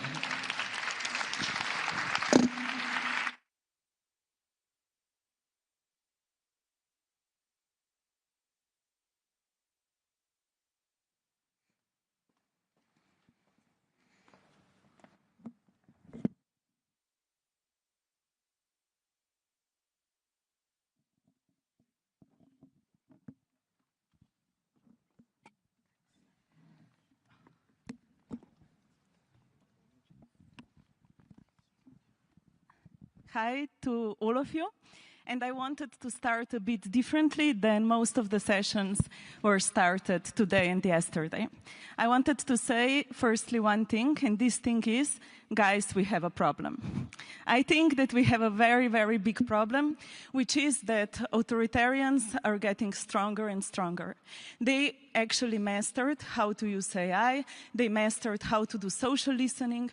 They mastered how to lie to the people and how to convince them that these lies will save their economic situation. Authoritarians also scream about social state, and they pretend to be the ones bringing equality, while we know that they are pushing the neoliberal agenda. On the other hand, we also have a big problem with something else. And this something else is self-reflection. I think that all of us are a problem. I think we are the problem because of many different reasons. I think we are the problem because whenever an innovation occurs in this community, we become afraid because we want to mostly do the things old way. We also have a problem because we are doing polling on the issues which should be our values. We have a problem because we are pushing away the voices calling for peace. on both sides, and also because we are canceling the voices calling for ceasefire. We have a problem because as the civil society, we often don't know how to say something nice about politicians when they are doing the good work. And also I think we have a problem because politicians don't know how to say we are doing a good work. I think that one of the problems that we have lies in the fact that we don't have the answer to the question, what is our vision of tomorrow? We don't know how to present this to the people, and we don't know how to show this to people. But I also think that the situation is not just dark. I think that always where there is darkness, there are some small islands of light. And I'm very happy to be working with DHUB, and basically our job is to search this light, to search amazing examples of democracy fighters who managed to win. They won because they were capable of doing something that we call democratic populism, which is speaking about the issues which are value-based through concrete proposals, showing what we can do to the people. They won because of people like Perrine in France, who organized makeup influencers, football influencers to speak against far-right. They won because they knew that building coalitions is a very hard job and that people can be terrible, but we need to stick to the people, even though when they annoy us or when we don't completely agree with them. For me, all those little voices of hope are the reason why I believe that we can still build a progressive agenda, which will be the answer for the masses, not for half-empty halls of conferences. I also believe that we need to stick to the hope and we need to listen to the voices which are changing something in the society. And in the next 40 minutes, you will have the chance to listen to 5 stories about people who knew that they need to work in the communities to change something, of people who built movements and who push for a change. I'm so happy to be hosting this panel, and I hope we will show a little bit of different way, which I believe it's possible.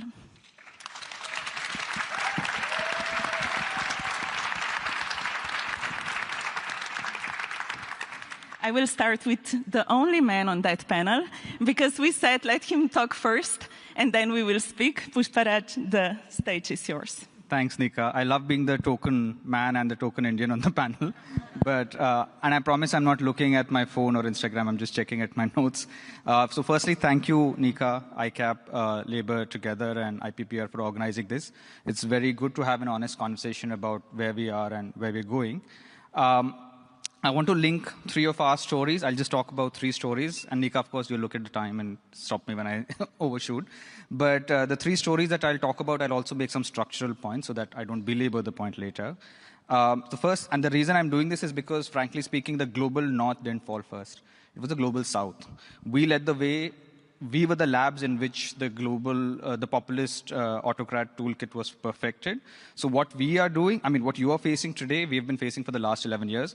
We have had our own version of Nigel Farage and Trump and Bolsonaro for the last 11 years. So the first thing I want to talk about is leadership, which also then speaks to the earlier panels who spoke about, especially the Prime Minister's panel. I emphasize with the challenges that the global north leadership faces. I really do. But playing in the goalposts set by the right is not going to sway the silent majority. And I know this because we've tried it, we've failed. The people aren't listening, you know. The right talks about illegals, and this is the same thing that has happened in India. You know, hawkish statecraft, unleashing the culture, misinformation wars. You know, it doles out certificates of patriotism. Economic populism is unleashed to camouflage xenophobia, racism. But you can't outmaneuver the right from the right. None of us can out-Modi. You guys can't out-reform. You can't out-Trump. It's not possible. So,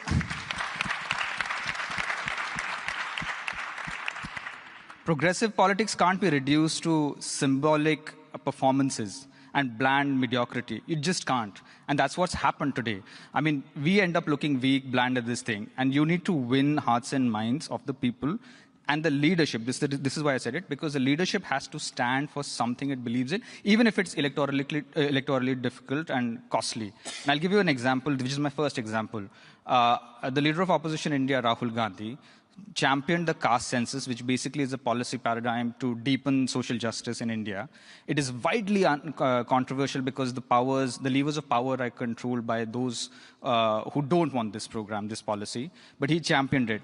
Now, as a civil society organization, we pushed it for 4 years, undoing 20 years of inertia and resistance. We faced massive attacks from within the progressive parties who, like here, don't want to be taking strong positions like on Palestine and so on and so forth. But we pushed on. It took us 4 years. And as I said, the progressive parties pushed back. It is when this leadership decided that enough is enough, I will stand and do what is right. So if Rahul Gandhi wouldn't have stood up, we wouldn't have been able to do it. But today it is mainstream politics now. Now, the organization that he risked his political future, and that is something that the Global North leaders would really benefit to do something and learn from him. That's the first point I want to make.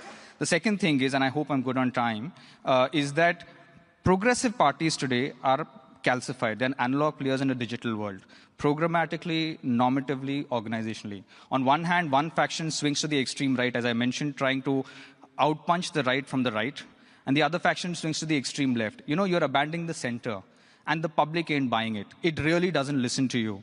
The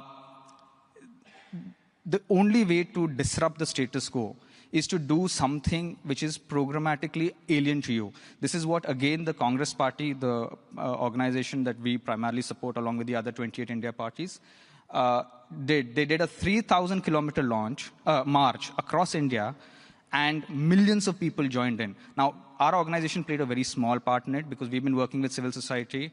Civil society, and I want to emphasize this, you can't pin all your hopes in civil society dynamism. Yes, much of the political dynamism that has happened in politics in the last 11, 12 years has happened outside the formal political spaces. That's true. But civil society is a very easy target. My organization and I personally, we have faced over the last 11 years attacks by the tax authorities for having no money. We've faced attacks by the investigative agencies for doing nothing, just standing up for constitutional values. And we have invasive spyware. So all of you, in case you want to say hi to Pegasus guys, this is where you do it.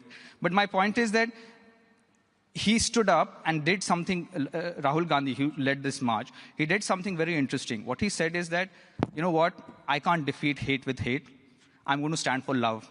This march, Bharat Jodo Yatra, actually stands for Unite India March. And he did this in a very Gandhian way, standing to unite India with love. And trust me, this busts this sting of this violence, hate, and xenophobia, and millions of Indians who we didn't realize existed poured out onto the streets. And this is a man who's lost 2 people in his family because of assassinations. So this is something which again speaks to leadership, but more importantly, progressive parties need to come out of their safe zones and do something disruptive. And the last point, we know that the right is colluding globally. Populist autocrats are not just spying on each other.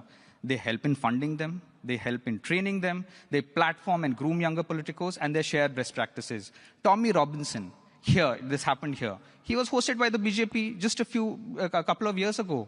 Similarly, there's an MP here who hosted something in Parliament for the BJP. But the Global North shies away from meeting progressive parties just because we're in opposition. Why?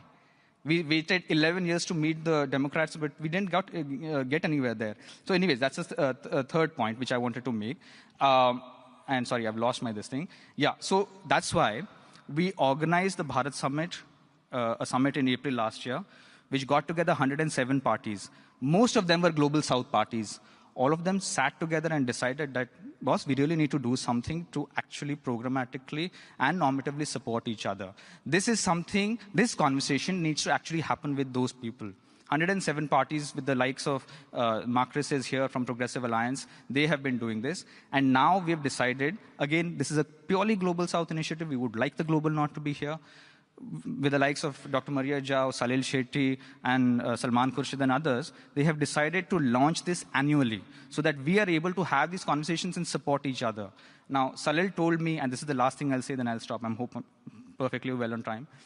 Salil told me that this is where the first Anga met before the actual building came up. If that is the case, the one thing that I would want to leave this audience with, and hopefully others who are watching, that let us have a new compact. Unless the Global North decides to rethink and recalibrate its own dogmas, you're not going to change the world. The global south is where the right started. The global south has no interest in working with the global north if you are going to continue to expect us to defend the neoliberal global order, which does not work for us. We don't have a fair voice or a fair vote in multilateral institutions. And trust me, this is what the right wing in the global south uses to put us in the spot. So if you really want to have a serious discussion as progressive parties, stand for progressivism.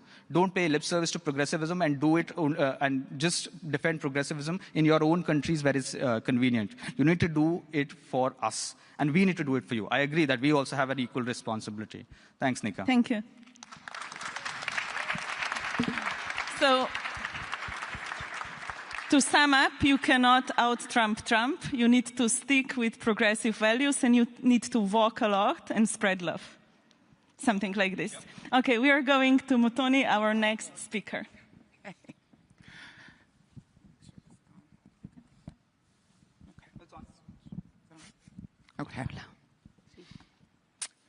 My door will always be open for a conversation. And even if my voice shakes, I refuse to be intimidated. May my dissenters someday be willing to log off social media, cross the threshold, shake my hand, and sit down for an actual conversation. That is my duty and honor, not only as an elected official, but as an American.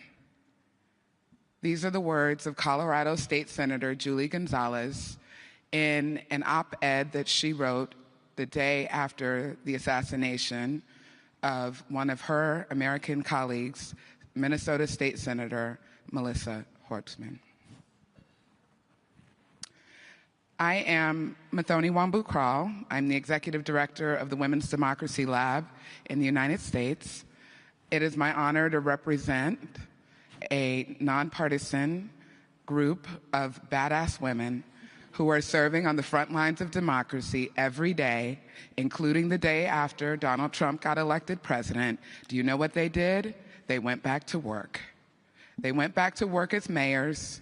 They went back to work as state legislators. They went back to work as city council members, town council, those library councils where people are literally getting attacked by parents physically. They went back to school boards where they're being assaulted outside in parking lots. And this violence that we have been seeing, while violence is inextricable when it comes to authoritarianism, for women and women of color and communities of color, this violence that we have been talking about, this slow normalization that has sort of been etched into the backgrounds of many of our countries, is something that authoritarianism has simply put into supercharged mode. And now where things like social media and other spaces are helping to amplify. What does that mean then for our elected human beings? And I really have to say it that way because oftentimes, particularly what we know, and this is research, this is data about voters, is that they actually think now that violence is a part of the job. They think that these folks really signed up for this, and they think it's just kind of a part of what they've signed up for. So you see a huge difference in the reaction between the killing, not assassination, but the killing of Charlie Kirk and the assassination of those electeds in Minnesota. You see a huge difference even in what mainstream media should have been saying and the framing around these two tragedies. And instead, what you see, though, when it comes to electeds is an extraordinary underreporting and an extraordinary lack of connection between the killing of these innocent electeds, and I want to recognize that I am in the home country of an MP who should be here with us today, Joe, who I know was loved by so many. The reporting that happened in the US had no real connection to the fact that this was a trend, that this is something that people should feel alarmed by when looking at these assassinations. And instead, there was sort of more focus on the manhunt side than there was on the what is happening to elected officials as a part of the rise of authoritarianism in our country. In addition to that, what we have seen in looking at the response by the conservatives when it has come to the tragic killing of Charlie Kirk is a tremendous groundswell of support. And that support includes a lot of money, y'all.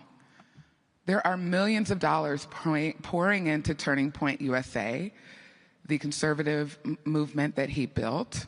They are now adding chapters coming out of this based on the money that is getting raised.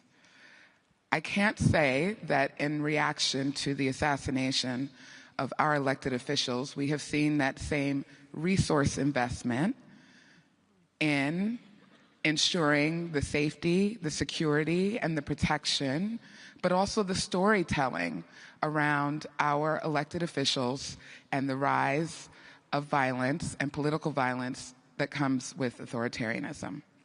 And I think that we all recognize, and regular voters are seeing it, they see it with the occupation of our cities, they sort of understand it in these other contexts.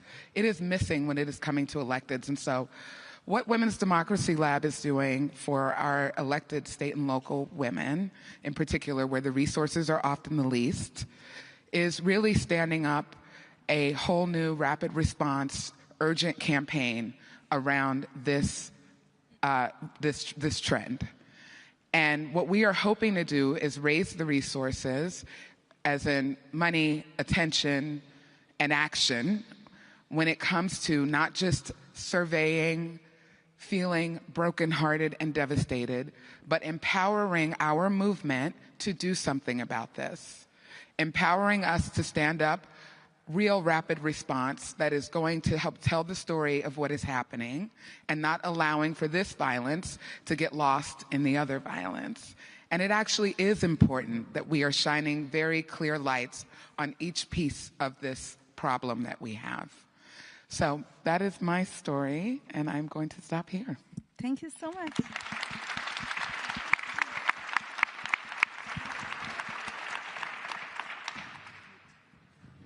Hello. They brought us another guest. Here is Lord Andrew Cooper. He will also speak in his story, but we will continue with Veronica. Veronica, the stage is yours. Thank you.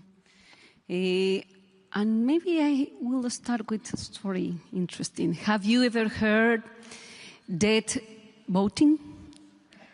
Or even better, living people that cannot vote because the civil register said, you are not here, and we count like you are dead. That was my story. I started like this, my vice president campaign. And yes, it was a way how the new fraud happened in our democracies. Now we have an illegitimate president and with a lot of irregularities. And we are trying to face those kind of terrible things. Now, we said yes, in Ecuador, my country, we are really fighting against not just these kind of things that can appear like for a specific person. How about if it's a form to make that some kind of groups in polity win election and other groups we cannot even participate? When we talk about authoritarianism, we need to understand that the new way to make democracy is a way that could be a subtle, an invisible way to disappear, opposition. So right now we are facing this in my country, but at the same time we are facing an increase in poverty. The cut of subsidies really important for productive sector, for our indigenous community. And just right now, just today, many of our populations are fighting against that government. That government that is a close friend of presidents like President Trump, President Netanyahu and trying to see, how politics, how institutions, how the government can risk, and can be helping their economics groups. Daniel Domoa is one of the richest men in our country, and we are saying, okay, like a new democracy, like progressive group, what we can do. So first of all, we are saying we need to make a big coalition trying to put apart these strong economics groups from politics. Yes, because this is really not helping our democracy. This is not helping new generation doing politics.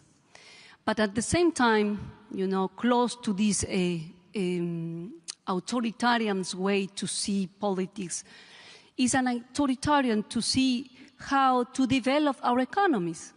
And if you can see what's happening right now in Latin America, we are facing a problem that appears like it's just our problem, the so-called war on drugs. But the problem is, these kind of presidents, for example, they really don't want to fight against that mafia. And maybe because they are part of this big drugs industry.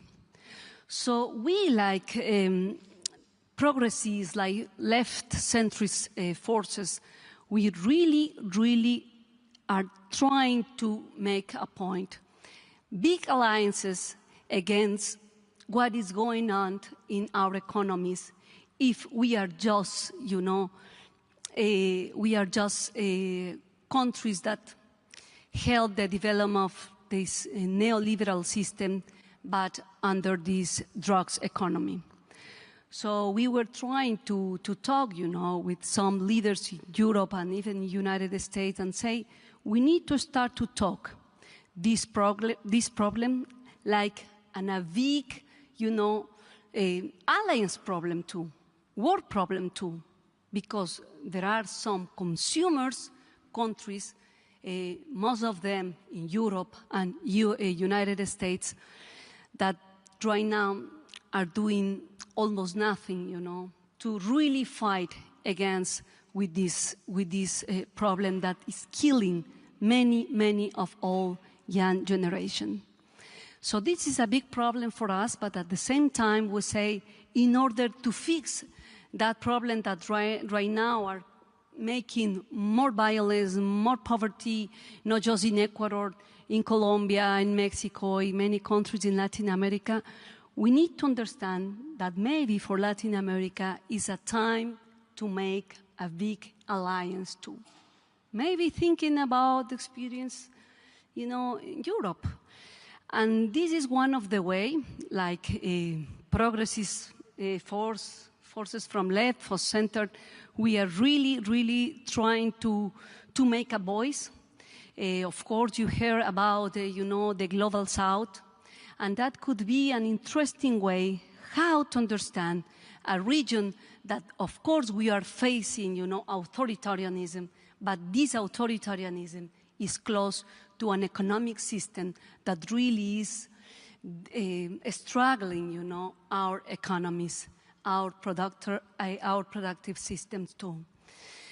And finally, we are trying to say that, yes, maybe there is a way how we can don't permit that these kind of groups win elections. Ecuador is not a poor country. Sometimes these kind of elites try to put down this kind of middle development country.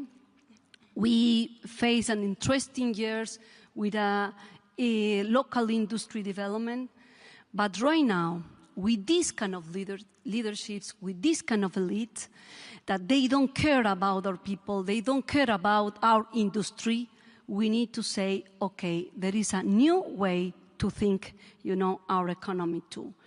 So now we are proposing that one of these ways is precisely trying to work with new groups. if we, like left, like center-left, like progressives, cannot be unified in the next election, we can continue, in this way, giving an important part of our politics to these extreme right groups win the election. So we know now this challenge is in our hands, and we will be fighting for that. We will stop that these kind of leaders that really don't care about their people, that even they are supporting this kind of genocide, they have to be so far of politics. Thank you so much.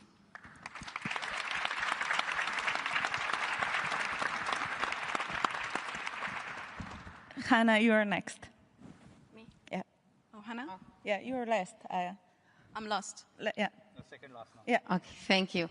Thank you very much, first of all, to Global Progress Action for this nice panel, and I'm very glad to be here. My name is Hannah Jalloul, and I'm Vice President of Foreign Affairs Commission at the European Parliament, and I am Secretary of International Politics of PSOE, the party of government in my country. Well, the first thing I thought when you told me about my experience was how diverse is this stage. I'm very happy to see this.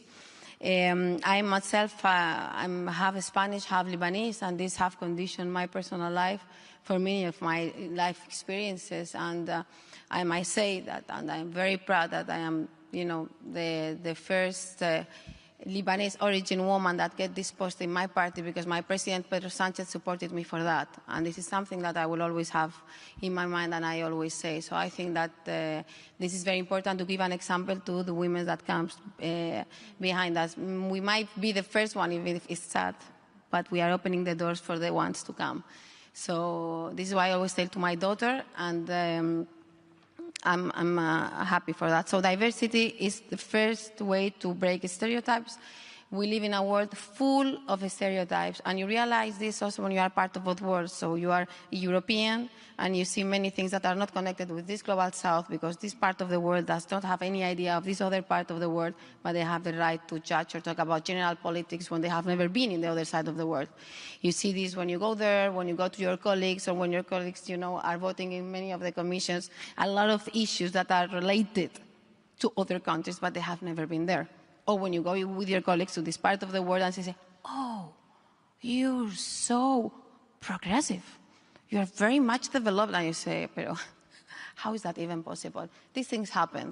So then I come with the story of the double standards. These things happen, these double standards happen because most of the people are not really connected with important issues of the global south, that part of our real lives too. So this is one thing. You were talking before about terminology. Terminology is very important if we want to break stereotypes, how to talk about, when we talk about conflicts, for example. So you go to invade Iraq, but then you say that the guys you are killing are insurgents, for example, no? So, and people read this in Occident, and they say, well, there are a lot of insurgents in Iraq. No, you went to make an illegal war and kill thousands of civilians, and since then we have many problems in the Middle East, no? So terminology is important. Terminology is also vital if you want to eliminate the stereotypes, and for that you need the world connected. We are progressive, and we think the world should be connected. You were talking about a platform. Of course, we need platforms to be connected, but for that you need to give the people the reason to fight for. Look, we are the fastest growing economy in the world in Spain right now, because we have done our work pretty nice. We have a very brave Prime Minister, Pedro Sanchez, that he did many laws in our country, pension reform, labor reform, minimum income scheme, and it was a very good measure, very progressive, and our economy is very nice. He was very brave with migration issues, so he made the change of the law like 3 times in order to give rights to migrants that now are part of the growing, economy, the growth of the economy in our country, because he was brave enough to say, we need migrants, they're part of who we are, we need diversity. He just said it before, which is very important, and because of that, now we have, just the perfect match between the skill of migrants and the economic fields also, where we need these people to work. They have a future. We have inclusive policies, they are paying our pensions, they are part of who we are. So it seems easy to say, no? It is not in Europe nowadays. So it is that easy as it is. So, but even though, and even taking into the fact that we are now the fastest growing economy because of the measures that my Prime Minister have put in place in Spain, still there is a lot of polarization in society, and many people that are being very tough against the policies of my government. But what did he have done good in order to make the people move and see what Pedro Sánchez is doing? Recognizing Palestine 2 years ago and not having double standards. So you want to have an alliance, it's okay, but then you give a people, a reason to fight for that. You give people, a reason to say, a motive, like, you want to do a progressive alliance. Okay, let's going to work all together, let's going to do a platform, whatever it takes. But then you say people, okay, when we talk about Palestine, sorry, cannot do a statement together, because I'm pro-Israeli. Hey, that does not mean that we are not pro-Israeli. We are pro-Israeli and pro-Palestine. Certainly, we are with these Israeli people that are demonstrating in the street, and we are with the Palestinians in the right to have that they have to have their own state. But we are against the genocide, and this is something we are putting into question right now. How come are we good? Terminology back again. We always come back to the same root of the problem. So, when you mobilize people through a cause that they think is worthwhile, people will move, and this will connect also, with the global south. I think this is something important. Of course, we need to have these platforms. We need to be more united, to coordinate much more. Look, another issue is that media is an essential piece of the cake here. If we want to be united, if we want to fight for our goals together, we need also to have good communication, good communicators. We need to be very much coordinated, because we have a lot of extreme forces in front that they have a lot of money and they know how to do things. And you were mentioning U.S. before. We can't say a name. Sonaro de Capitolio. Attack on Capitol. Yeah. This is what we have in front. So what we can do, and I finish with that, is that we need to be united by giving people a reason without double standards to fight for. And then we will find a lot of people mobilizing for the same cause. Thank you.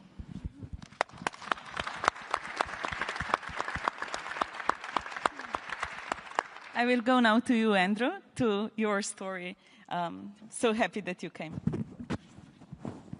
Thank you. I'm sorry I was late. I'm a pollster by trade, so my perspective on this is primarily from a career studying and trying to make sense of public opinion. And from that perspective, in the UK, I think it's difficult not to feel fairly pessimistic. I think democracy in the UK is less healthy than it was 20 or 30 years ago, less healthy even than it was 10 years ago, when this country committed the grave act of self-harm that was Brexit. And that referendum, of course, was a case study in populism and the danger of populism. The way I see it is a complex truth was defeated by a simple lie. A corrosive false narrative was constructed that made lots of people feel that the big problems in the UK resulted from a loss of sovereignty and from others coming here from Europe. And in the eyes of many people in the UK, they succeeded in reframing the question as a kind of fault line between the people and a self-serving elite. And that's a fault line that they endlessly redraw. And now they deliberately distort the terms of debate until people increasingly struggle to differentiate between truth and lies. In the UK right now, obviously, the front line of populism is immigration, and in particular the issue of people coming to the UK in small boats. A sustained campaign by populist politicians and tabloid media have somehow elevated this into what feels to many people in this country like a defining political issue, out of all proportion to its real significance, elevating 30,000 or so people, mostly coming here in desperation to seek refuge, being framed as a primary cause of the big challenges we face as a country with our public services and our economy. And just in the last few weeks, we've seen that being co-opted and people hijacking our national flag to try to turn that into a rallying cry against immigration, blurring the distinction between populism and nationalism, and making many British people of colour feel very insecure and unwelcome in their own countries. So my view from my experience, my perspective on that, and from my brief time in government is I think that in the response to populism, we have to start by acknowledging that what fertilises it is often policy failure. It is not a coincidence that in the UK, as in many other countries, people who tend to rally to the populist dividing lines are people who are defined by being poorer, less well-educated, more socially excluded than the mainstream, and people, in other words, whom the mainstream has to some extent failed. In Brexit, for example, people who voted to leave the EU are very disproportionately people who self-define as being in bad health. So I think we need to focus on delivering better outcomes, giving people hope by delivery, not by rhetoric. And I think that is the way we make populism irrelevant again. I'm probably misquoting, but Tony Blair used to say that if you get the policy right, the politics usually takes care of itself, and I think there's a lot of truth in that. In the UK, the aspect of this that I think is most worrying is that the people who are most losing faith in democracy is younger people. Here in the UK, less than 60% of millennials think that voting can make a difference. Only about 60% of all people under 45 in this country think that democracy is the best system of government. And those perceptions are becoming more commonplace, fueled by populist questioning essentially the integrity of mainstream politics and presenting ostensibly simple narratives and ostensibly easy solutions. And I think too often progressive leaders respond to that by trying to lean into populist issues and populist values and using divisive language themselves in the hope that they can kind of appease it and take the sting out of it. And I think the truth is they can't, because they'll always be outbid. And what they're doing simply fuels populism further. So my conclusion is we have to have the self-confidence to challenge it head-on, and that means having the confidence to be bold in addressing the underlying issues that drive populism in this country, and I think in many other countries too. And if that's a sort of gloomy view, just to end on a more positive note, as a very big picture point, even with populism seeming to have momentum here and elsewhere, it is still the case that that accounts for only about a third of the people in this country, maybe fewer. Most people in the country aren't attracted to that politics. They want more positive, more progressive solutions. And you know, as a foundation to build on, there are a lot more of us than there are of them. Thank you. Okay, the last person speaking is Aya. She's my friend, so I can say really 5 minutes. Nika, you are censoring me, huh? Yeah. You don't want me to. Can I stand? Yeah, I feel like I need to shake it off because, since yesterday, I have been trying to make sense of the Eurocentric, US-centric conversations happening until the governor of Illinois said he legalized cannabis. And then I was like, okay, that makes sense to me. But no, on a more serious note, I want to talk to you about people power. I lived under dictatorship for 23 years. I have only seen one president my entire life until 2010, when the revolution in Tunisia started. And that's when I found power in my voice, not because I didn't have a voice before. In fact, I was quite the troublemaker as a kid. I used to organize hunger strikes against my dad to get what I want. But I found power in my voice because I realized that change is possible. And my generation can be at the forefront of it. So yes, 15 years ago, I was part of the youth movement that ended the dictatorship. I was in my last year at university, and instead of sitting for my exams, I was protesting, organizing, blogging. I got arrested, I got jailed.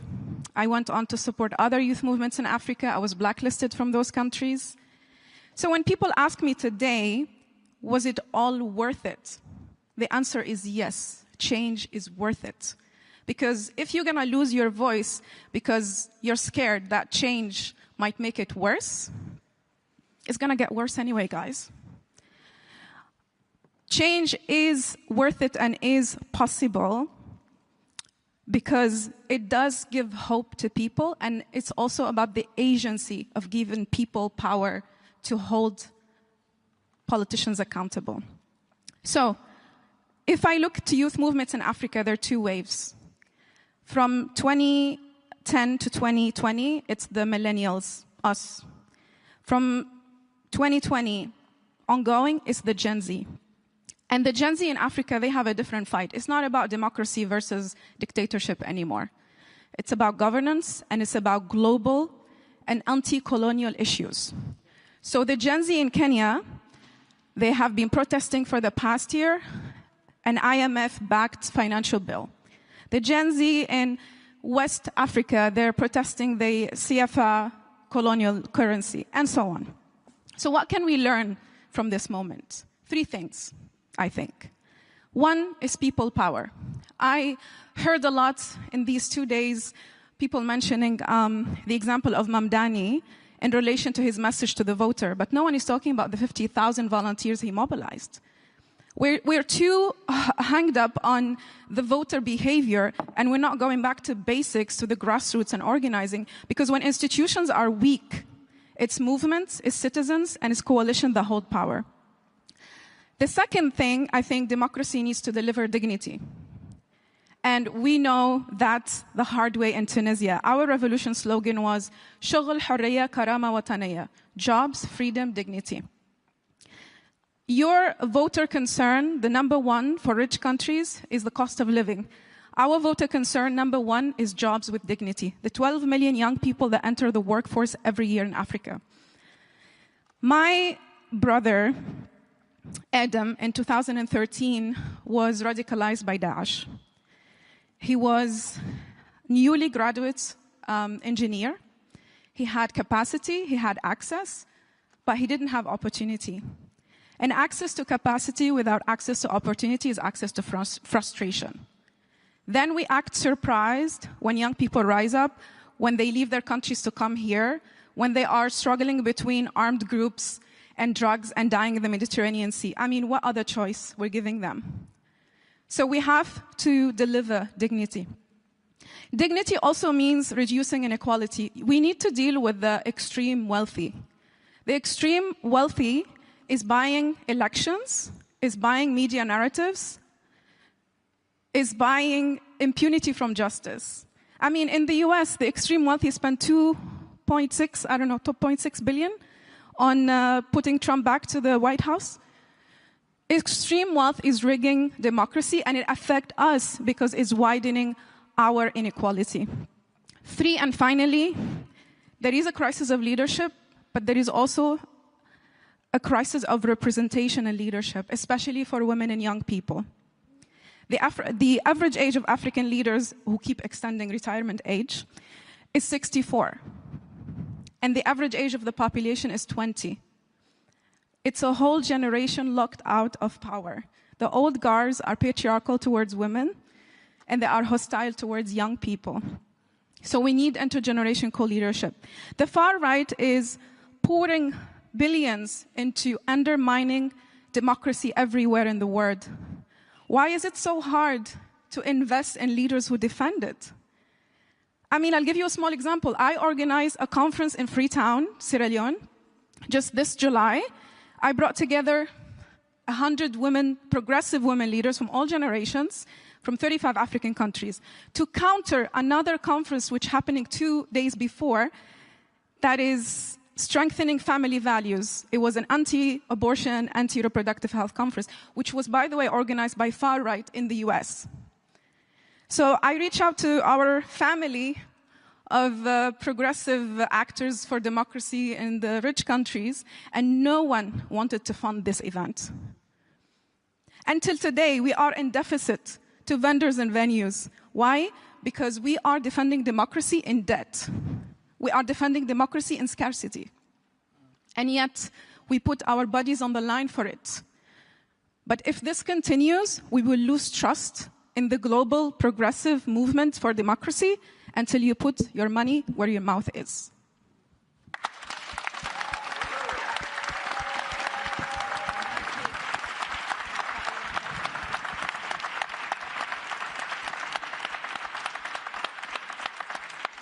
Okay, they keep bringing me these weird papers with things, and now it's written, you can go for 10 extra minutes. So I'm sorry, like, you will need to stick with us now for 8.5 minutes. And I have very fast question for all of you. And you need to train something that most of the people don't know. You will need to answer me in just 2 sentences. So my question is, what is the thing that we all, as progressives, can mess it up and do it really badly in the future? So what we shouldn't do if we don't want to destroy the progressive movement. And the second thing is what we should do. Very easy question for just 2 sentences. Who will start? Aya, I will throw you in the water. 2 sentences. What we shouldn't do is bullying Africa. We don't need saviorism, we need solidarity. What we really should do is think global and act global, because the framing of this global turns to be about European anxiety around how to manage migration rather than actually dealing with global drivers of war, of debt, of governance failure around the world. So let's think global and act global. Well, I agree about the same. We have to stop giving lectures to people. People don't like to be lectured, especially in the global south, after what's going on. This anti-colonialism that you were mentioned before, that, by the way, is not only in Africa, but in other parts of the world. So we need to take care in that. This is definitely what we should not do, and we should listen much more. We should listen, and whereas I need to, for us to be together, to be united, what we need to do is to mobilize people around the just cause in a world where they are delegitimizing democracy and democratic institutions. We are at the stake of that. So in order for that not to happen, we need to be fair, eliminate the stereotypes, just be fair. Thank you. So I would say that if we really need to change the status quo, disrupt the status quo, we need to lead. It's not enough for us to be led by surveys. Yes, the right has had an advantage in shaping hearts and minds. We need to win them back. Not continue to rely on what is called petition politics, relying on parliaments. We need to recalibrate our operational methodologies. And I agree with this. Until and unless you speak for those people who can't speak at the global north, you're not going to change the status quo. Honestly speaking, again, I want to reiterate, right is colluding globally. We need to get our act together, because honestly, progressives were the ones who were the cool guys. We need to make politics sexy again. We need to make politics cool again. For that to happen, we need to offer an inspiring paradigm, which actually enthuses the silent majority to say, you know what, might not agree with this, but they might have a point. Let's give them a chance. Until we are able to do that, not just locally, but also transnationally, we're not going to come back to power. Okay, next one. Stop accepting the frames that populists put on things and feeling that's the only way to kind of take the heat out of those issues, and start being intellectually honest about the real problems, and that the real problem is actually that a lot of the people drawn to populism really do have very difficult lives. They really do have few opportunities, and that's the issue we need to address. Okay, like my Aaron friend said, I don't see him. Yes, Erwin is here. Don't say that you are funny. Make me laugh, yeah? So we have to start doing and saying this in a real words.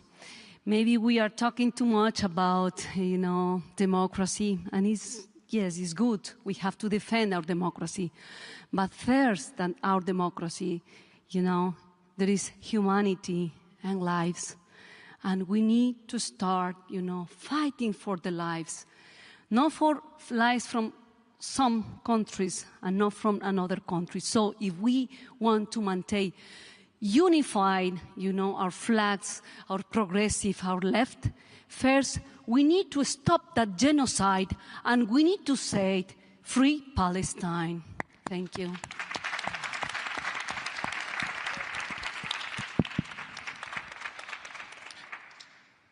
I'm just going to speak directly to the leaders in the room and anyone who may be watching the cameras, so that this is an internal conversation about ourselves and our own reflections.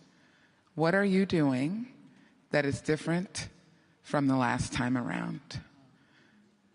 What are you doing that is making way for new ideas and not standing by old ones?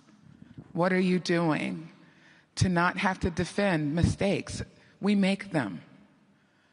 But continuing to defend them and to try to re-promote them in a new package, but it's the same bad ideas, is holding us back in ways that are going to cost us over and over in the ways that we're hearing a younger generation from me who is standing before us sounding electric, showing all the possibilities of our future. So what are we, those of us who can be waymakers, for this to come through and take hold, what can we do to make that happen?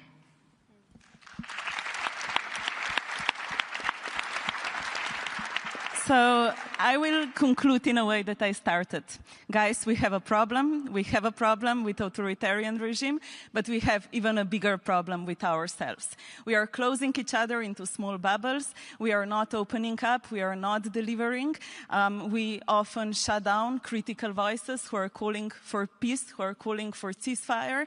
And also, we try to stop everyone who brings innovation in the space. But I think that this group of badass people also showed us that everything is not so dark, that there is hope, that you need to wake up after a disaster and go to work, that you need to attack the richest people, that you need to say free Palestine, that you need to basically understand that the people in Africa, in India, have fighting the bad guys way longer than we are, and that they know much more, and that at the end, together, we can build a vision of tomorrow which will bring something nice. Thank you so much for this.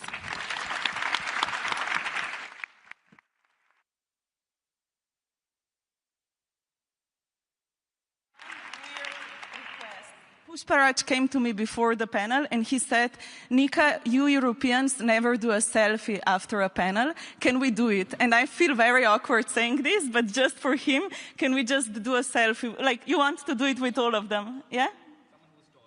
That's me. Okay.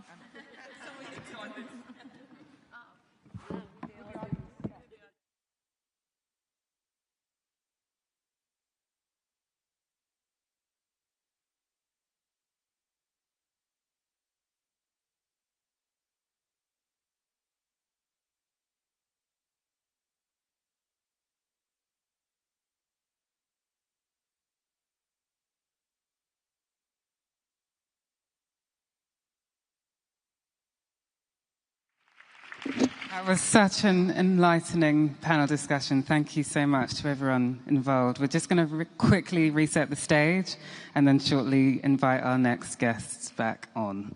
Please bear with us.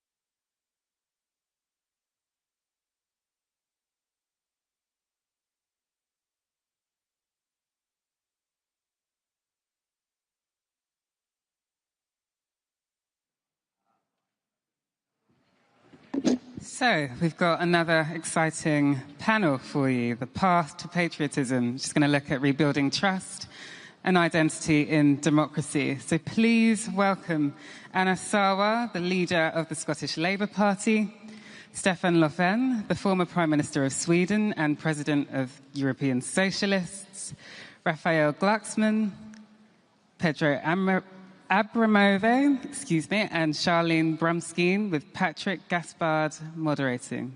Please join us.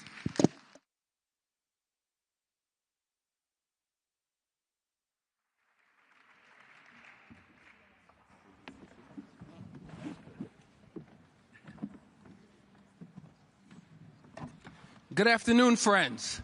It has been a long day of thoughtful engagements with a fair amount of diagnosis and prescriptions on the challenges that we face in a moment of the growth of right-wing autocratic movements. I can remember a global progress discussion that we had, a summit that we had in Italy 4 years ago, where we were trying to use our powers of divination to determine whether or not the autocratic surge that we were experiencing was just an episodic moment or if it was a durable movement.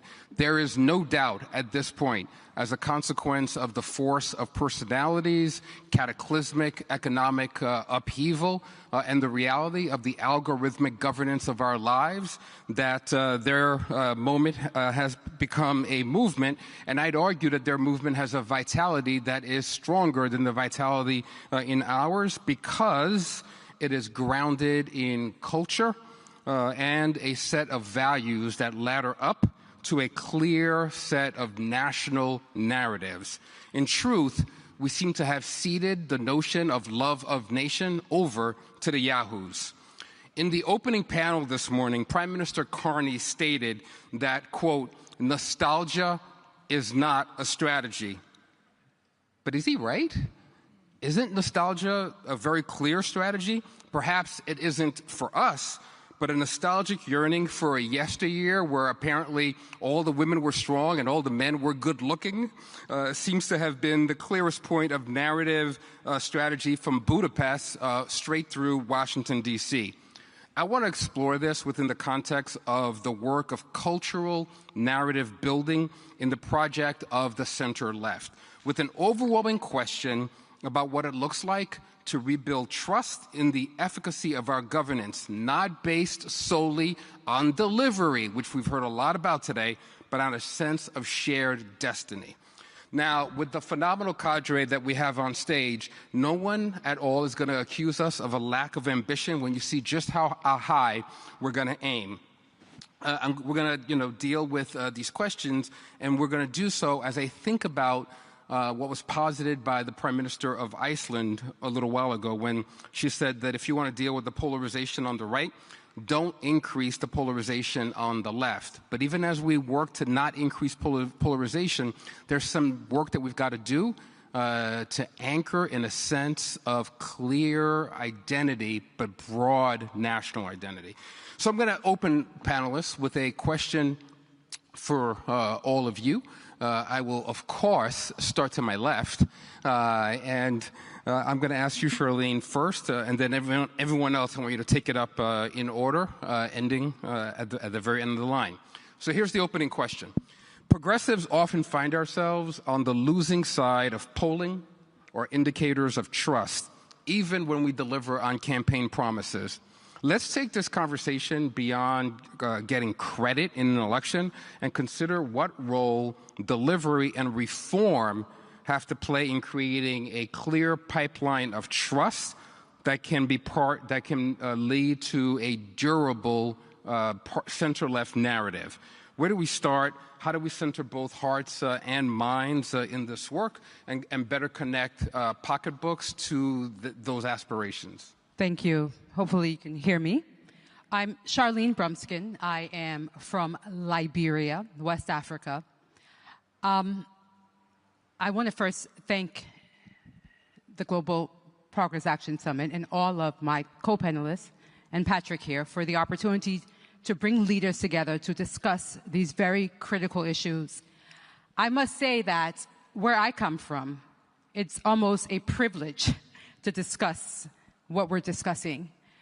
Even as we discuss beyond delivery, Liberia is one of the poorest nations on the globe.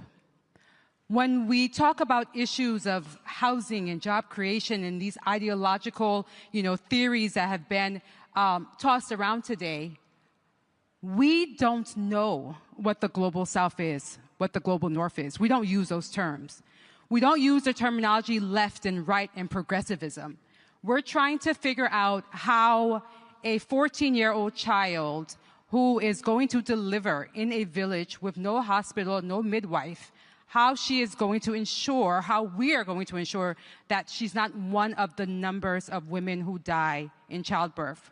We're talking about a child in Monrovia, the capital city, trying to get clean drinking water before we talk about, some of these other lofty ideas. So we have to talk about culture, but delivery we have to speak to delivery. And as we speak to delivery, something that has a word that has been floating around is this idea of dignity. How do we respect the most basic human rights? How do we move from these,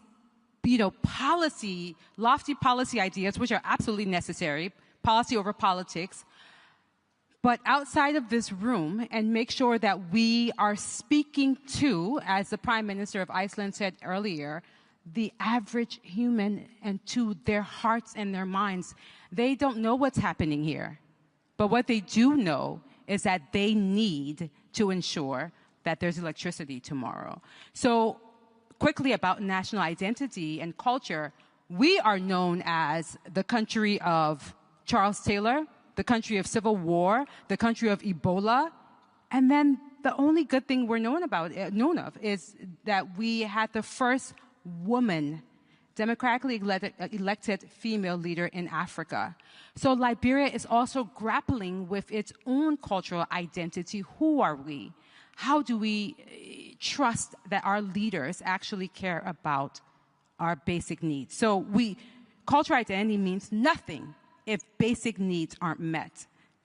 I'll stop there. I know you'll come back. I'll come back, and I'm going to press you a little because I think that the word dignity is a hugely, hugely important one to use in this space as we think about the kinds of outcomes that we're trying to drive towards. And I can't help but make a little bit of mischief and note how surprised the President of the United States was to learn that Liberia was an English-speaking nation. Very good question English. Of identity. Please, Pedro.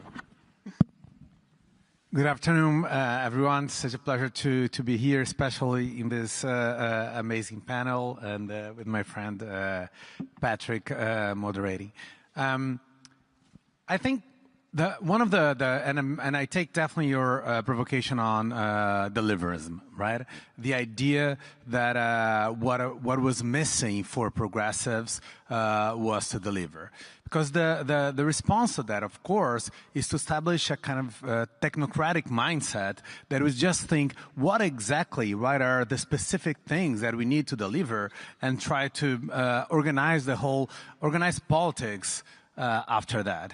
And this is clearly the tail wagging the dog, right? This is not, it is politics that will, and it's the only way to organize policy. And Europeans are not used to having Latin America speaking about their continent, but being here, for me, social democracy, it is probably the most impressive and the most political experiment that was ever built in humanity. And this was not built out of rooms, offices with air conditioner of inside a university. It was built out of the struggle of the workers in each of the European countries that negotiated the distribution of wealth through the state to people. Right? It was not designed by the debate between Bernstein and Kautsky. It was designed in different countries by exactly that struggle. And I think that's what's missing. Like we need to focus much more on what people are struggling for instead of trying to tell people what they should be struggling for. We should build politics after those struggles. I think Aya, when she was speaking in the previous panel, when she speaks about the fact that Gen Z in Kenya, in Senegal, in Indonesia, in Nepal right now, they are not fighting just for democracy. They are fighting for affordability, for against youth unemployment, for against energy cuts. Those are the things that are mobilizing people. And once we have a mobilization that is based on that we are not trying, also as Rajab said in the other, that we're not trying to out-Trump Trump, right? We are not trying to just say, okay, this is what we deliver, and on the values, let's try to be more conservative than the other side. Let's play on their field. It's the opposite. Let's redefine the values based on what people are struggling for. Let's look on the concrete struggle that are definitely based on socioeconomic issues, build an utopia, build a dream based on that, right? And try and then come back and propose a government that all the time is trying to respond to that instead of trying to just organize things based on technocratic ideas and try to sell that to people based on specific polls on all the specific issues, which is with what a lot of progressive politics try to do. That's great. And the thread that I'm going to pull up from that fantastic intervention, Pedro, is your notion of identifying what is shared in struggle. I think that's really important in being able to craft a common narrative. So we have a little bit on dignity, a little bit on shared struggle, and a number of other questions that we're going to revisit. Please. Yeah, I mean, I will share something that we are all very happy to be here, and I am especially honored to be part of this panel. And since I'm French, I will be slightly provocative.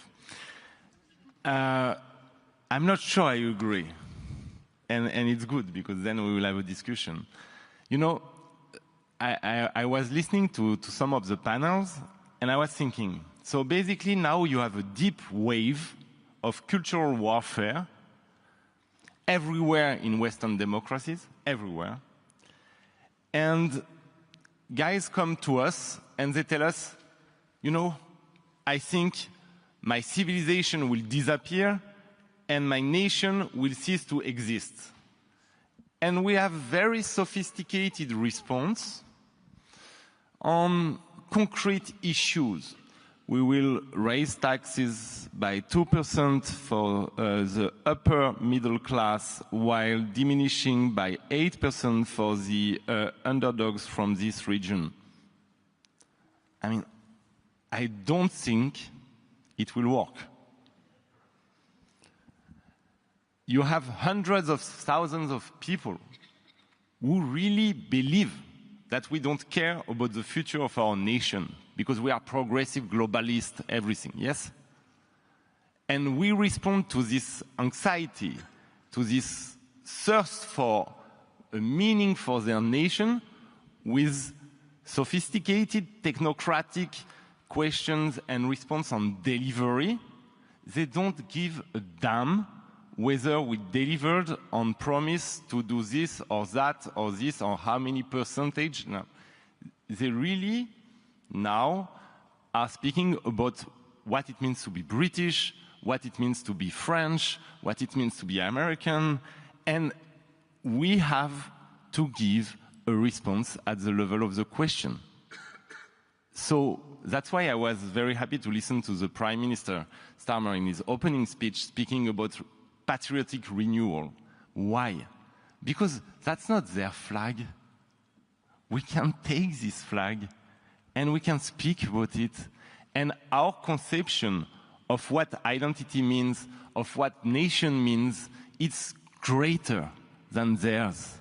They want countries that are, you know, surrounded by walls. But you know, in the Greek times, Theban walls, yeah, were the biggest and the tallest walls you have ever built. And everybody died inside these walls out of plague.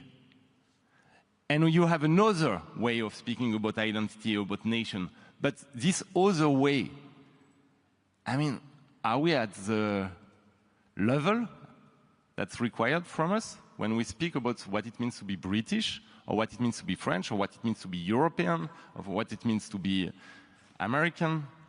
I'm not sure. So we have a new narrative to write now without our usual words, you know, the key words of good progressive guys. I mean, oh yeah, I speak. But then, I mean, I'm sorry, I will be short, don't worry, even if I'm French. There was a great anthropologist called Pierre Clastre, and he was working on the societies without state.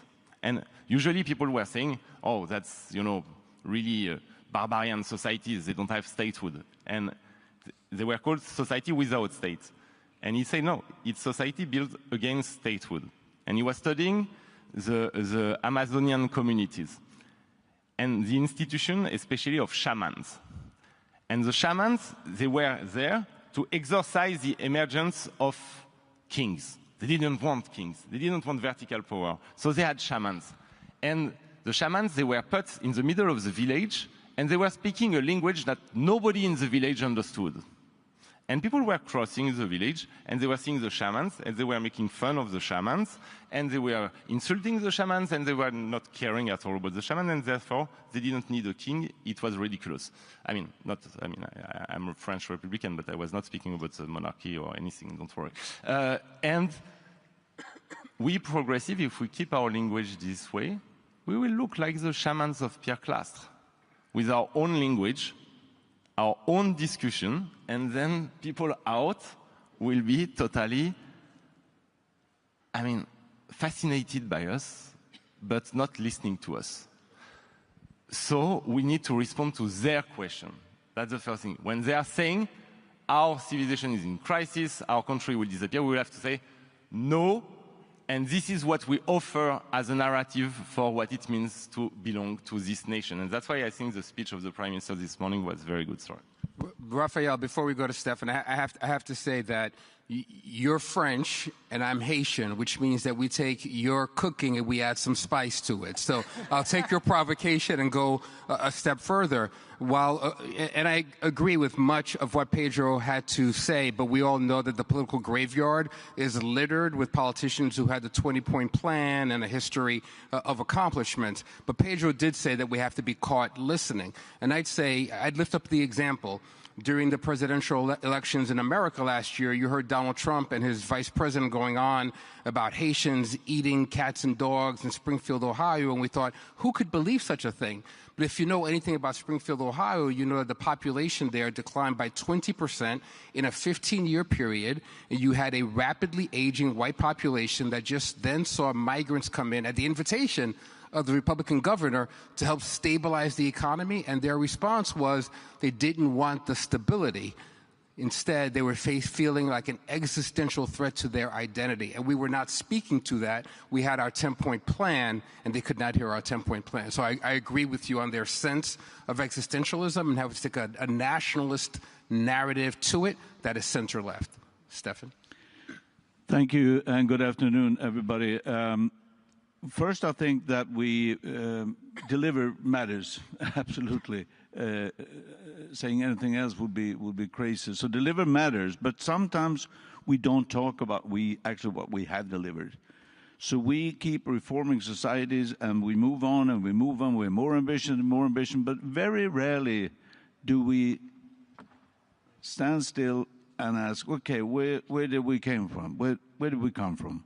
From there, now we're here. Now we're moving forward. We do that too very, very rarely. I was invited to the Norwegian Social Democratic Party, Arbeiderpartiet, a few years ago, and they had 1.5, 2 years in government. So I needed to look into, okay, so what have they achieved? And that was a lot. And I asked my trade union friends in Norway, what have this government? And I asked my trade union friends in Norway, what have this government done for you? Oh, a lot.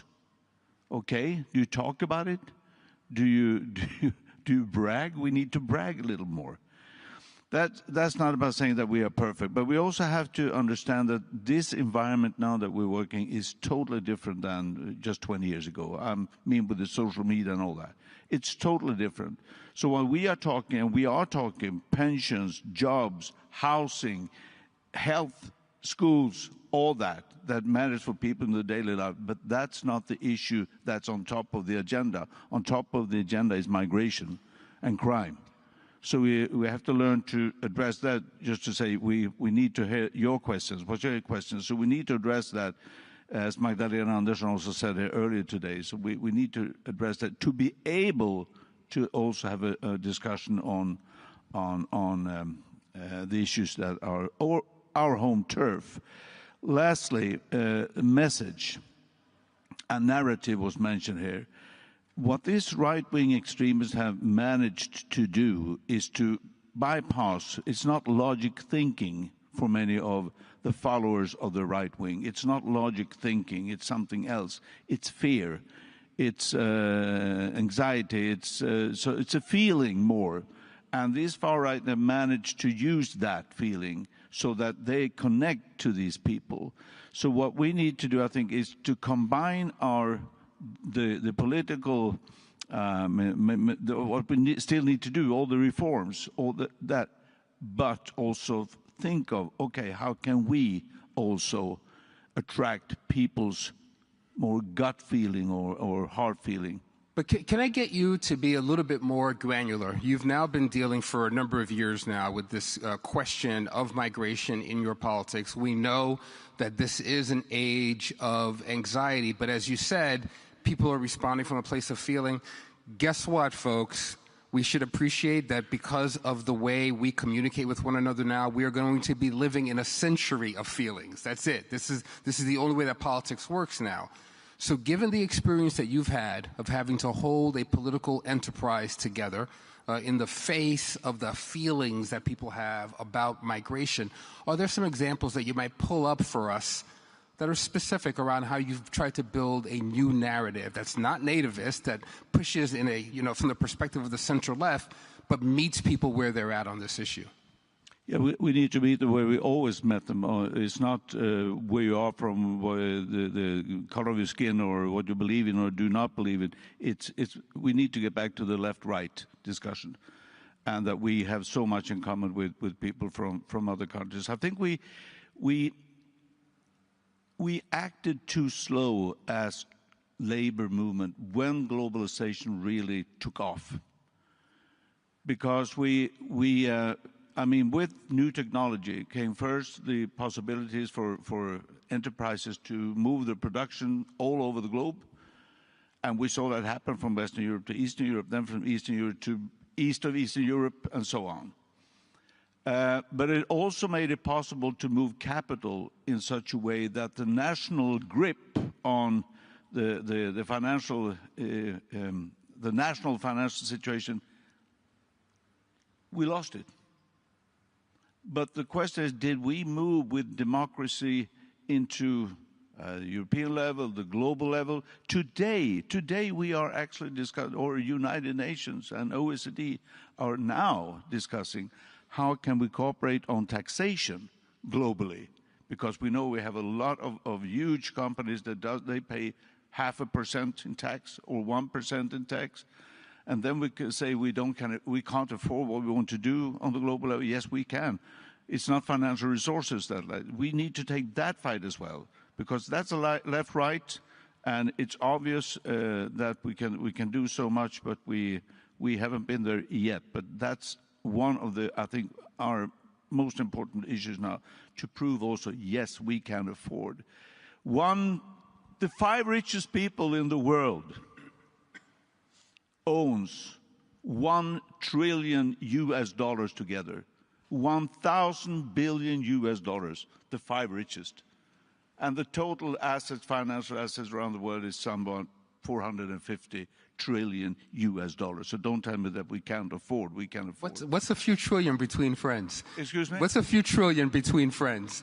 That point is really important. I think across all of our societies for generations, the right has kind of owned this argument around smaller government, local autonomy, but we're actually in a moment where there is a demand that's coming up from their base for investment in community outcomes. It's been interesting to see the backlash against the investments in Ukraine, in the Ukraine war, against Putin's incursion, where so many on the right have been, in their grassroots, have been saying, you've always told us there's no money on healthcare and education and the things that we care about and need, but there seem to be endless resources for this other thing. So I think you're onto something terribly important there that I don't want to lose. My friend, you have the original question, but you've heard all these interventions, and I know that you are fond of improvising. So let's see where you take this. I was thinking, listening, that if you think a Frenchman on a mic can hog a mic, wait till you give the mic to a Scotsman. You won't get the mic back. Listening to all the contributions, actually a lot of it resonates with me, because I think if you look at some of the biggest challenges facing progressive parties right across the globe, if you can diagnose it centrally, and actually you've heard it probably in lots of the panel conversations today, is we compete in the politics of the mind and we get beat in the politics of the heart. And when it's mind versus heart, the heart's always going to win. In election, no matter which country you are, anywhere in the world. So we as progressives think we've got a big problem in our nation. We need to come up with a big policy idea. And when we get the big policy idea, we need to explain that policy idea and what it means in different parts. And whilst we're doing that and thinking we're being intellectual, someone else is beating on the argument because they've grasped someone's emotion and grasped their heart. So we have, as progressives, got to compete in the politics of the heart, not just compete in the politics of the mind. Secondly, we've got to tell a better story about our nation. When you're up against divisive politicians and populist politics, it's easy for them to tell a story about our countries. We're not telling a compelling story about our countries. We've got to tell an equally compelling story about our country. Third, progressive politics, for many, many decades now, talks about the politics of hard decisions, tough decisions, sacrifices. And what people hear is, that's hard decisions and sacrifices that I have to make, not that they have to make. So we've got to stop talking about the politics of just the hard decisions and the sacrifices, and instead demonstrate the decisions about where we're trying to take our countries and where we're trying to take our world into the future. Fourth, and this is a condition that besets every Labour Party everywhere in the world, is if we do something great, we're going to whisper it. And if we do something bad or we disagree with it, we're going to shout it from the rooftops. And so in any policy of any progressive party, every single other person in that political party is going to focus on the 10% they disagree with rather than 90% they agree with. And if we're not going to project the positives that we have on in any individual nation, how are the citizens going to hear that and believe that message too? And finally, our politics is fundamentally flipped.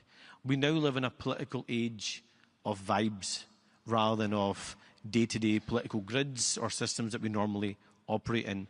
The vast majority of the population don't give a damn about politics. And they don't think much of politicians. And I think we have to just accept that sad reality. We live and breathe politics every single day. It's what gets us up in the morning. It's what makes our heart flutter during the day. And it's what we dream about when we go to sleep. The rest of the population are worried about putting food on the table. They're worried about the kind of school their kid's going to go to. They're worried about whether the loved one's going to get access to a social care package or they're going to get access to a hospital appointment when they need it. They're worried about the safety and security in their community.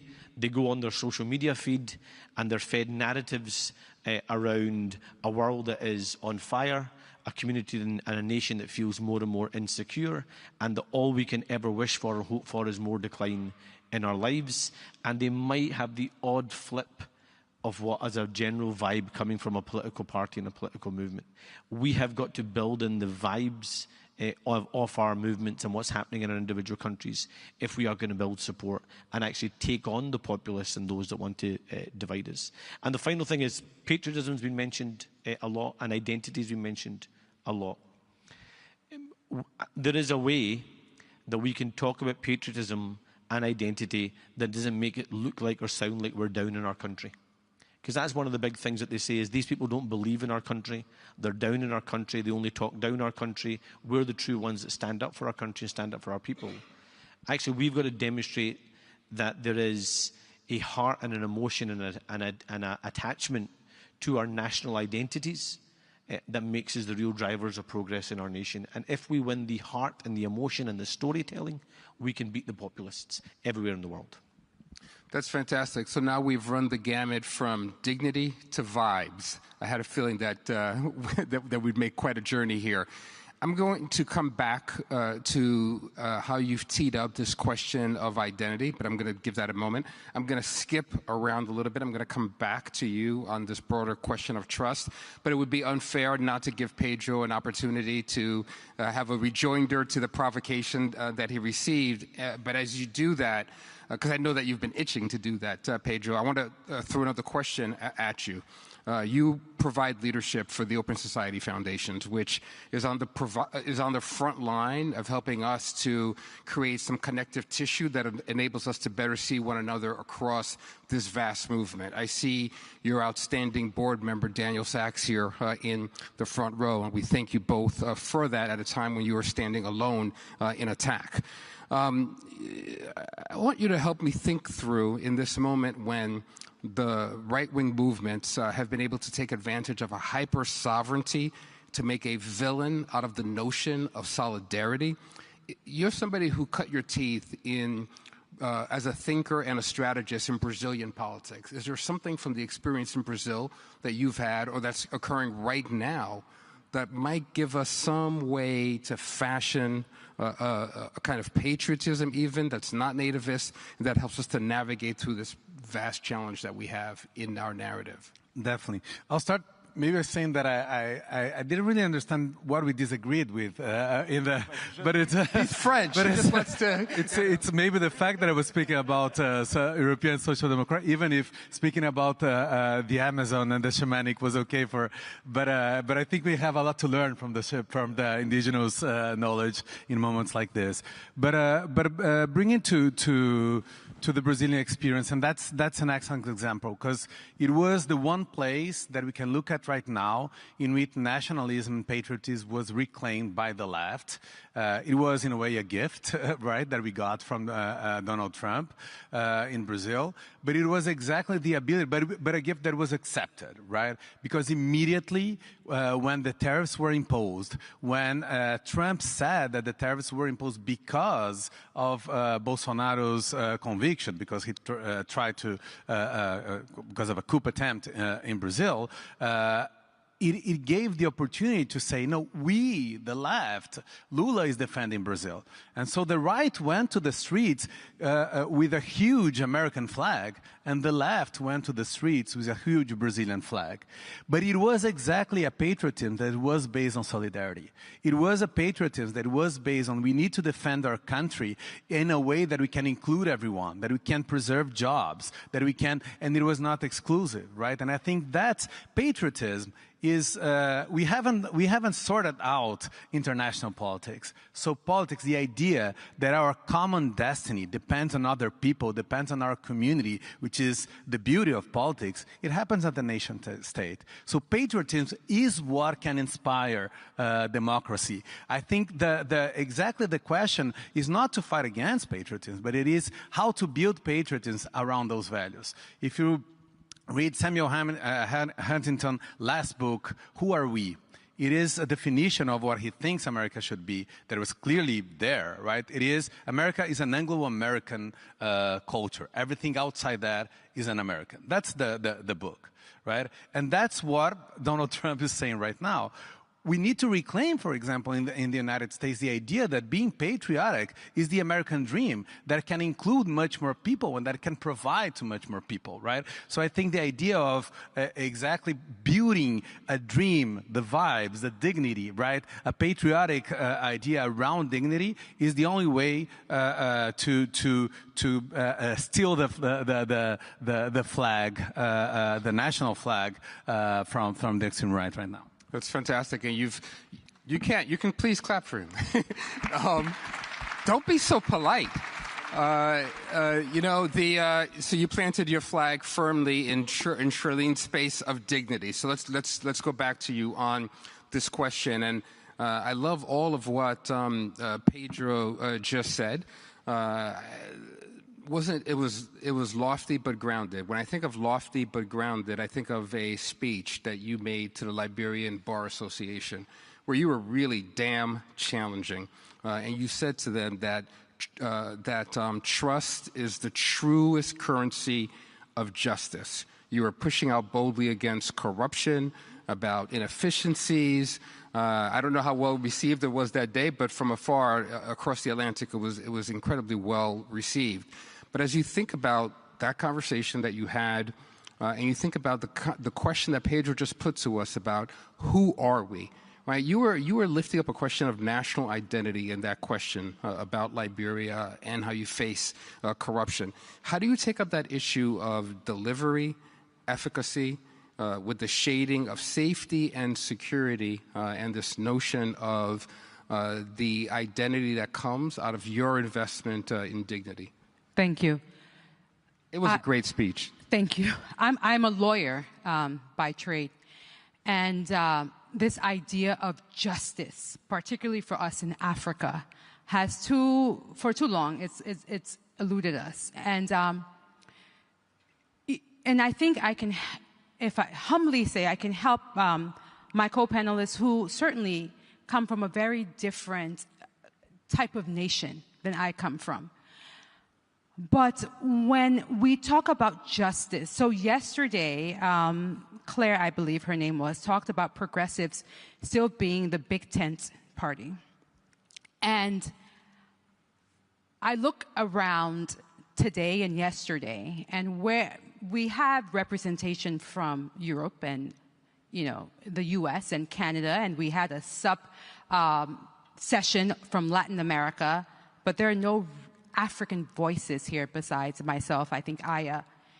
And I wonder, how do progressives have authentic conversations about ideas that affect you? We talk about justice, but nations that are entangled, intertwined with your issues are not at the table. Migration is a huge issue. How do we talk about migration and not bring some African leaders to bear here when our people are running from some, and I speak very generally, lack of justice, lack of access to equitable services? So I hope that we begin to talk about justice. But let me talk about it from my perspective from Liberia. I'm going to give an example. We speak over 17 dialects, but because of Liberia's historical relationship with the US, English is our first language. Our laws are in English. Our courts, justice is meted out in the English language. And we probably have we have a very low literacy rate in terms of those who read and write English. How is justice served when the average Liberian, literally the average Liberian, cannot read a law book or understand, and we have justice being meted out? So we've started a local radio station in dialects, my dialect, to make sure that the average Liberian in just one dialect so far understands what justice is and what the laws are. Sorry about that, I'm talking a little bit too long. So to come back to nationalism and justice, we have to make sure that everyone feels a sense of justice and equity, and then that gives a sense of nationalism. May I just say something quickly to my South American and European colleagues here? This idea of ensuring, progressivism and we all are part of your countries. I think we need to speak, and I want to commend you for your determination, dignity, delivery, but determination to not shy away from these very important issues. Like, even if the right is beating you up and saying, this is not French enough, this is not Swedish enough, be determined to stick to what your morals and your values are. So I just wanted to conclude with that. No, that's fantastic. And we have exactly 7 minutes to get 3 more responses, and I know that you all are going to be sharp and brilliant. But I want to go from Charlene's point about migration, and I'm going to go to Scotland once more. And I'm probably going to Scotland now because one of the great things about international conferences is that you get to pick up some slang, and I picked up some slang from you, my friend, that I just have to use. I'm intrigued. I'm intrigued. You made a point about the instability, the insecurity that people feel in their lives. And in the Scottish context, you said that people make decisions that sometimes they get accused of racism, but it's not necessarily coming from a place of racism. You said people feel scunnered. I love that word. That people feel scunnered, that somehow they're, the whole system is working against them, and there's an instability that breeds the nativism and all the things. So I just wonder, thinking about how earlier today we heard about the importance of reframing security to encompass the economic imperative of feeling control over your daily life. As you think about people who are feeling scunnered in Scotland and elsewhere, what's the ability of our center-left politics to restore that sense of stability and security in a way that engages across differences? I'll also note the vicious attacks that you have personally taken on in that context, and I commend you for your courage, but also for the ability to extend grace to people who have really done a kind of spiritual violence to you in the politics. So thank you. Thank you. That's very, very kind of you to say. So scunnered is a Scottish term, which basically means that people just feel genuinely pissed off about everything that exists in their life. I can't think of a more polite way of saying it than that. And who can blame them? And I think this is part of the challenge for progressives, who can blame them? People don't feel as if their local services work, their NHS works, their transport system works. They feel as if they're working more hours than they've ever worked before, every hour God sends, but their pound is worth less than it was before. And they feel as if they're being asked to work harder and harder and possibly pay more and more and get less and less in return. And in the face of that, you've got a level, let's be upfront about it, there's a level of racism and a level of misogyny and a level of, whether it be anti-Semitism, Islamophobia, or any other form of prejudice or hate, that those that want to divide us will play into people's fears and say, rather than go for the left of centre politics that wants to explain how the solution will be presented in your life, let's instead play the politics of blame. These things wouldn't happen in your life if only it wasn't for these people over here. And that politics of these people over here and that us versus them is the single greatest challenge facing progressive politicians everywhere right around the world. But we've got to understand why people feel scunnered and how it's legitimate, to be honest, for them to feel scunnered. And I think one of the harshest lessons for progressive parties is, I think we have to change the way we take on that conversation and how we communicate that.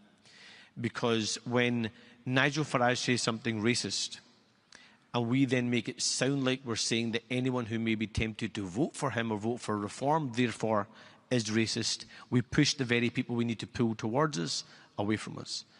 Or if we say, we are delivering X, Y, or Z, why don't you understand it? It makes it sound like we're saying, we've got this, we're the intelligent ones, you're just too stupid to understand.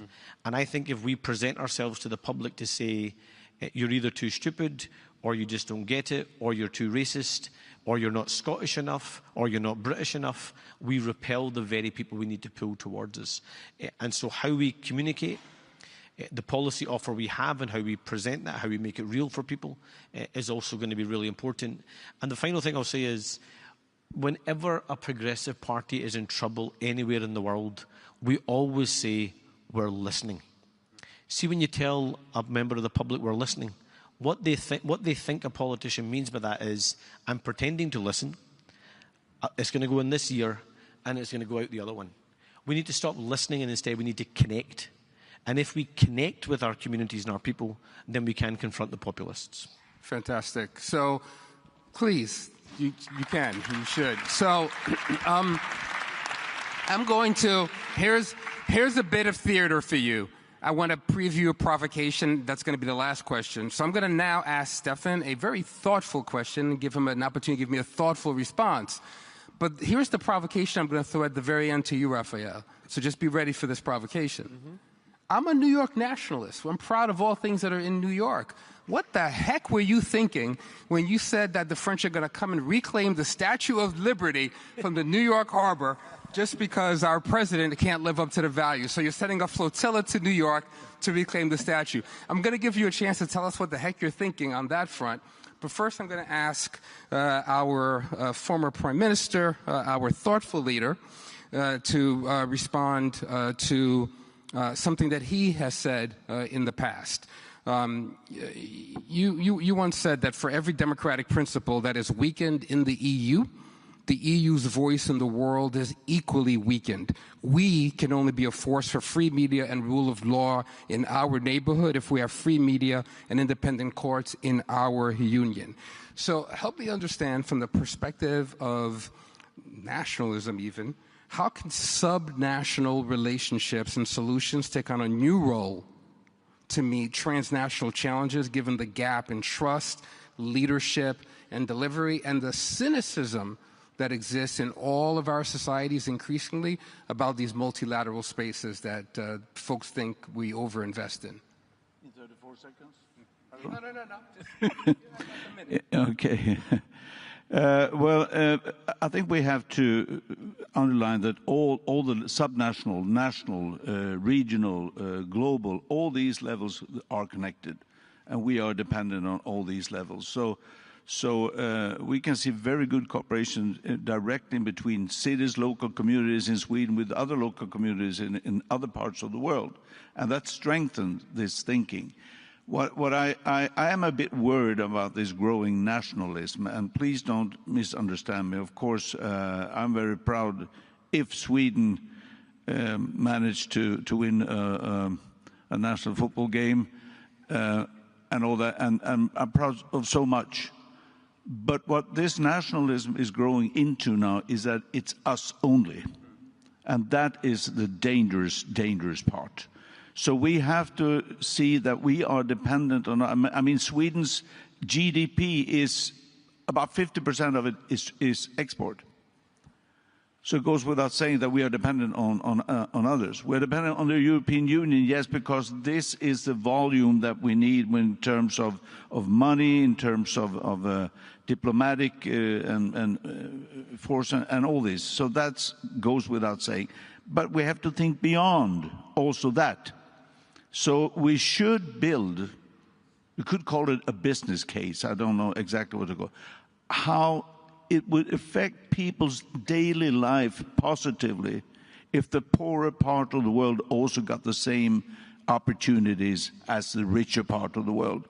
Let me give you just one example. China lifted, and I mean, China's political system is not mine, but anyhow, 600 million roughly were lifted out of poverty into some kind of middle class. That was good for these people, it was good for China, but it also affected the world economy because they could contribute in the economy. Africa is now the continent that will grow during this century, and you'll have a labor force that is huge. It's growing by the day.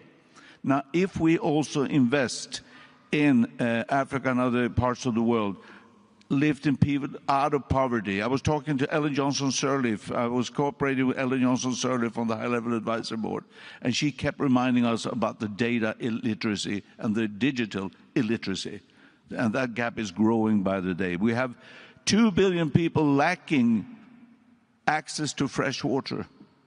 2 billion people. So, of course, if we start investing and say we are not throwing away money, but we are investing, it's good for them, it's good for the country, but it's also good for us. So display that business case, whatever we call it, I think we can have another discussion about what's right or wrong. Thank you.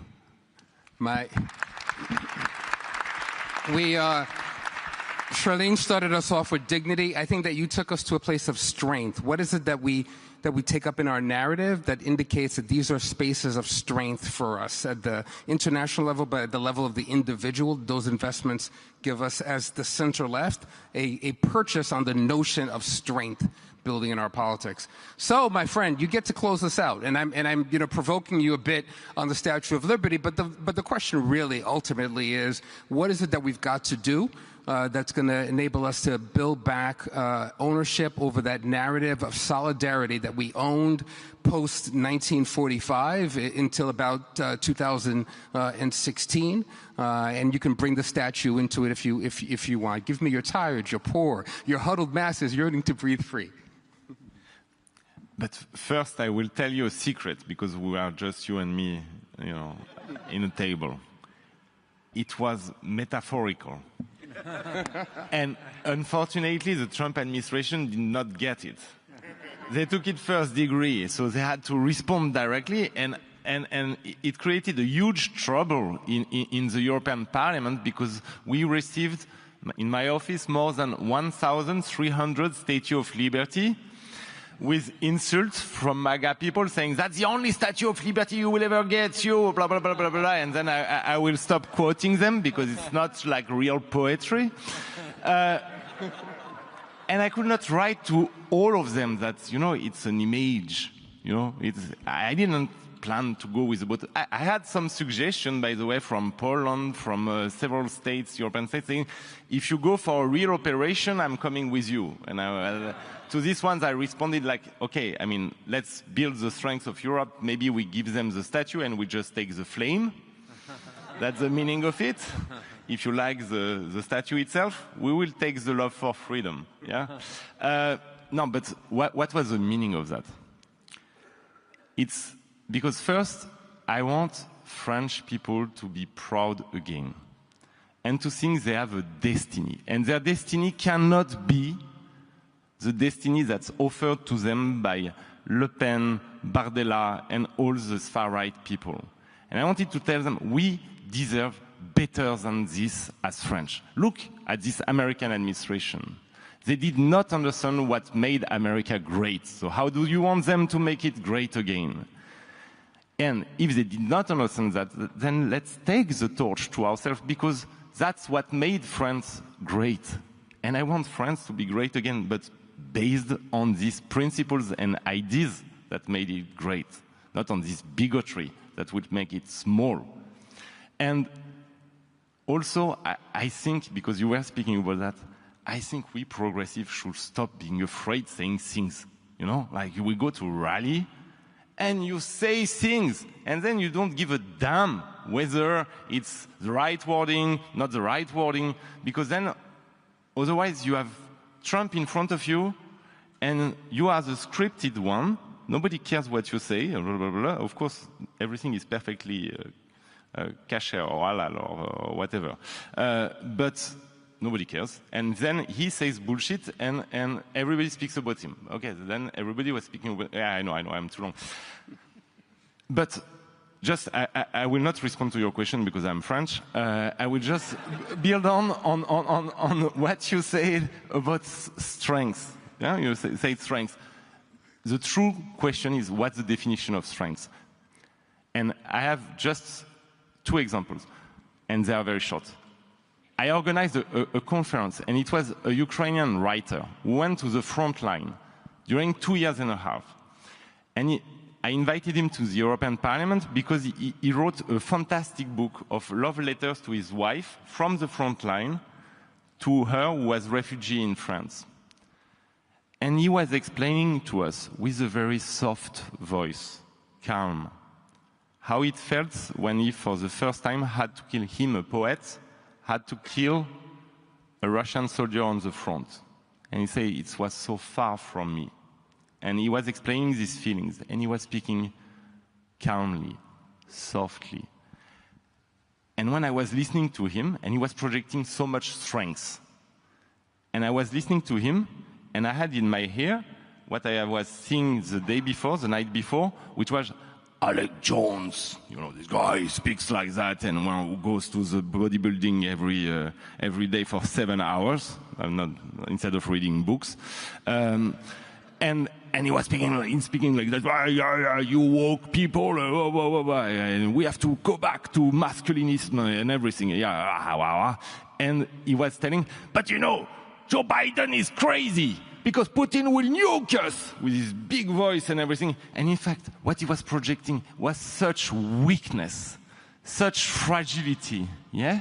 And I was thinking, okay, so the strength is the soft voice of this Ukrainian poet writing love letters to his wife. And there you have the spectacle of strength, be it orange or not orange. And At the end, we have to be strong.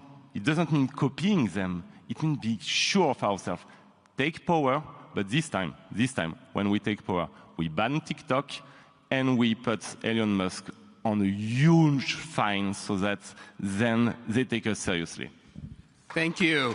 So,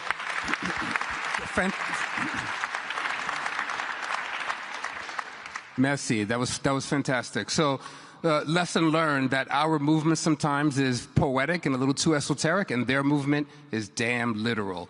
So thank you so much for this fantastic conversation. I promise I did not pay him to end us on this notion of shared destiny. The struggle and the tension is between deliverism and this notion of shared destiny that we take up that I think can lead to a more durable center-left narrative, more durable majorities for change and transformation into the future. Thank you, phenomenal panelists. Thank you.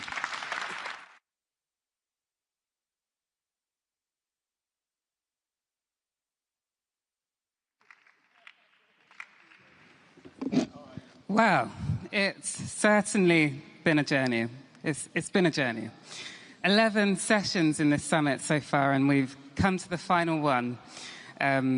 We've got ideas to win the future, and we'll be hearing from two leaders trying to shape that story from two completely different perspectives. So please welcome David Lammy, the Deputy Prime Minister, and Pete Buttigieg, the former US Secretary of Transportation, in a panel discussion moderated by Baroness Sally Morgan. Please welcome them.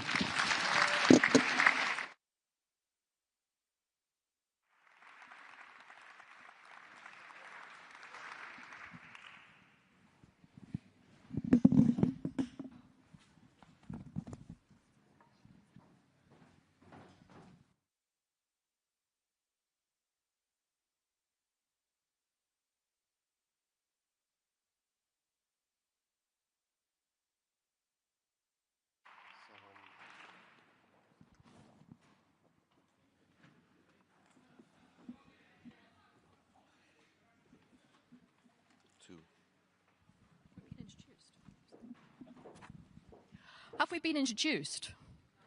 Excellent. That's great. Thank you very much. We were lurking behind. Well, welcome to our final session.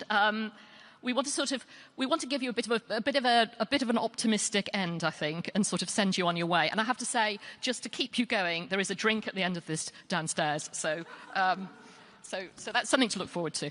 I mean, this session is called "How to Win the Future." How do we move forward in this age? And I thought rather than me meandering on, I would summarise what I felt had come out of some of the sessions earlier today, or some of the main themes that maybe we can address briefly. So first of all, and perhaps most fundamentally, progressive patriotism. What on earth does that mean, and how do we put that into action? How do we become parties of success, but at the same time not leave people behind? How do we make sure policy and politics need to work together better? What do we mean by patriotic renewal, and how do we balance that against the politics of grievance? How do we take the theme of building and make that a reality? Because I think we've heard that a lot during the day. And I have to say, for me, the sort of favourite slogan, if you like, that I heard during the day, that was from our Danish colleague earlier on in the day, was "They go low, we go relevant." And I thought, if any of us, if in terms of something to pin on your wall and think that has to be the core way that we move forward, for me that was really, really powerful. Welcome very much to our panellists. I'm going to call them David and Pete. I'm not going to try and introduce them in any more detail because you know their bios, and that would take far too long. And I wanted to focus our remaining time really on just a few key questions, but really ask our panelists to take those where they wish to take them. I guess the first one is the fundamental one, which is if we take the idea of progressive patriotism, what does that mean for you, and how would you take it forward? So, who wants to start? Pete, why don't you kick off? All right. Well, first of all, so pleased to be here. Thanks for the chance to be in such company. And I would start by reflecting that it wasn't that long ago that progressive patriotism was considered in our country a contradiction in terms.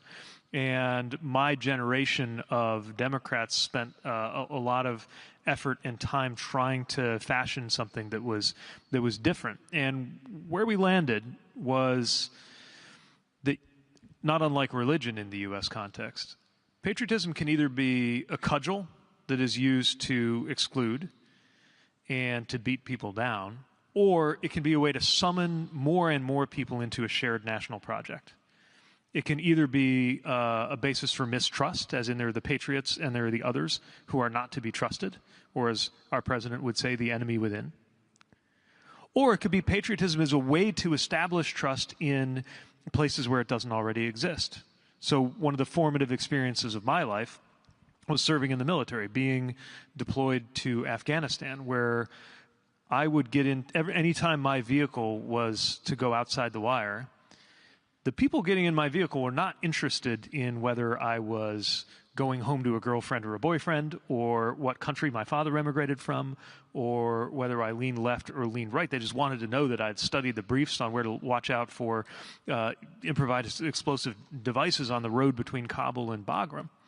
And we learned very quickly to trust each other with our lives, even if we had really nothing in common besides the flag on our shoulder. Different backgrounds, different stories, different ethnicities, definitely different politics. And yet we were able to fashion that trust. That is the style of patriotism that I think is absolutely available to all of us. And what makes it progressive, of course, is structuring it in a way that is inclusive, rather than about who you can keep outside of the boundaries of that circle of who is patriotic that you have drawn. And how do you make that happen in the next stage of the Democrats in the States? Where do you take that? To me, it's summoning everybody into a shared national project. And there are plenty of flavors of that are available to us. What we are up against as a country is not each other. Or at least that's what I'm going to assert, talking to whether it's my neighbors in Michigan or my fellow Americans when I'm out on the road.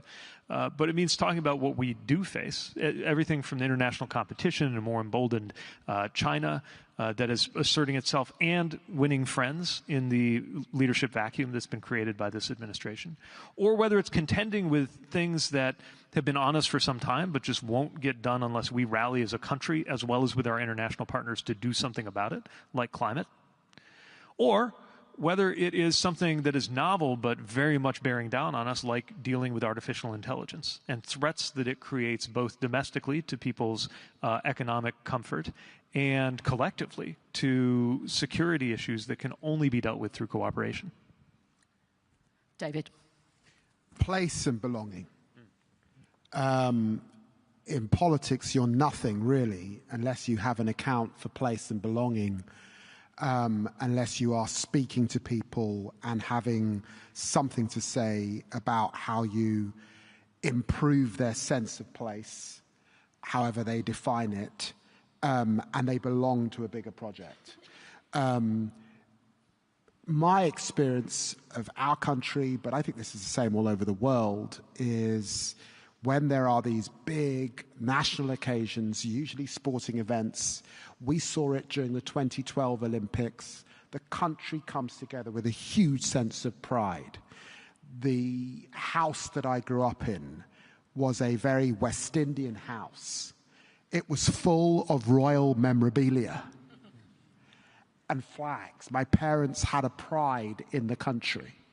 And I hold that up against the fascist National Front skinheads who had a different vision of the country, the fear that I would sometimes feel as a child, and the confusion of whether I belonged in the country. And I think that when we talk about a kind of patriotic national identity, we're talking about owning that flag, owning that space, not ceding it to others, and distinguishing between patriotism and an ethno-nationalism, recognizing that there are traditions on the rise in Western democracies that are peddling an ethno-nationalism. And we must not vacate this space.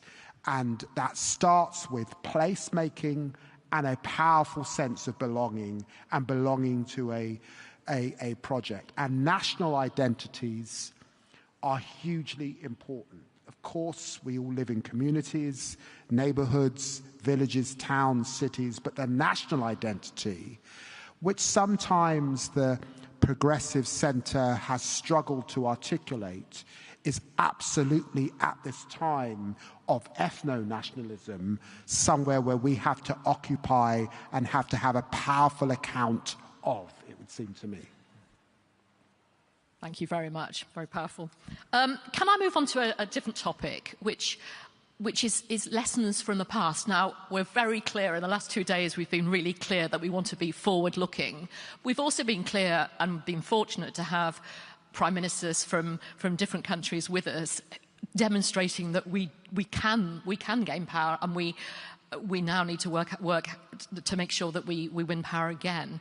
But nevertheless, it is clear that there are lessons from past successes that we shouldn't ignore, albeit that they need to perhaps be taken forward for a different age. And I just wonder if you want to reflect on that, David.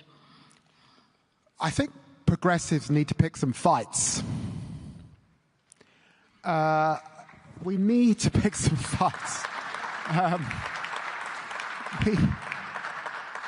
That's both because it demonstrates whose side you're on, it demonstrates your values, but remember this, you know, our political opponents are effectively picking fights every single day.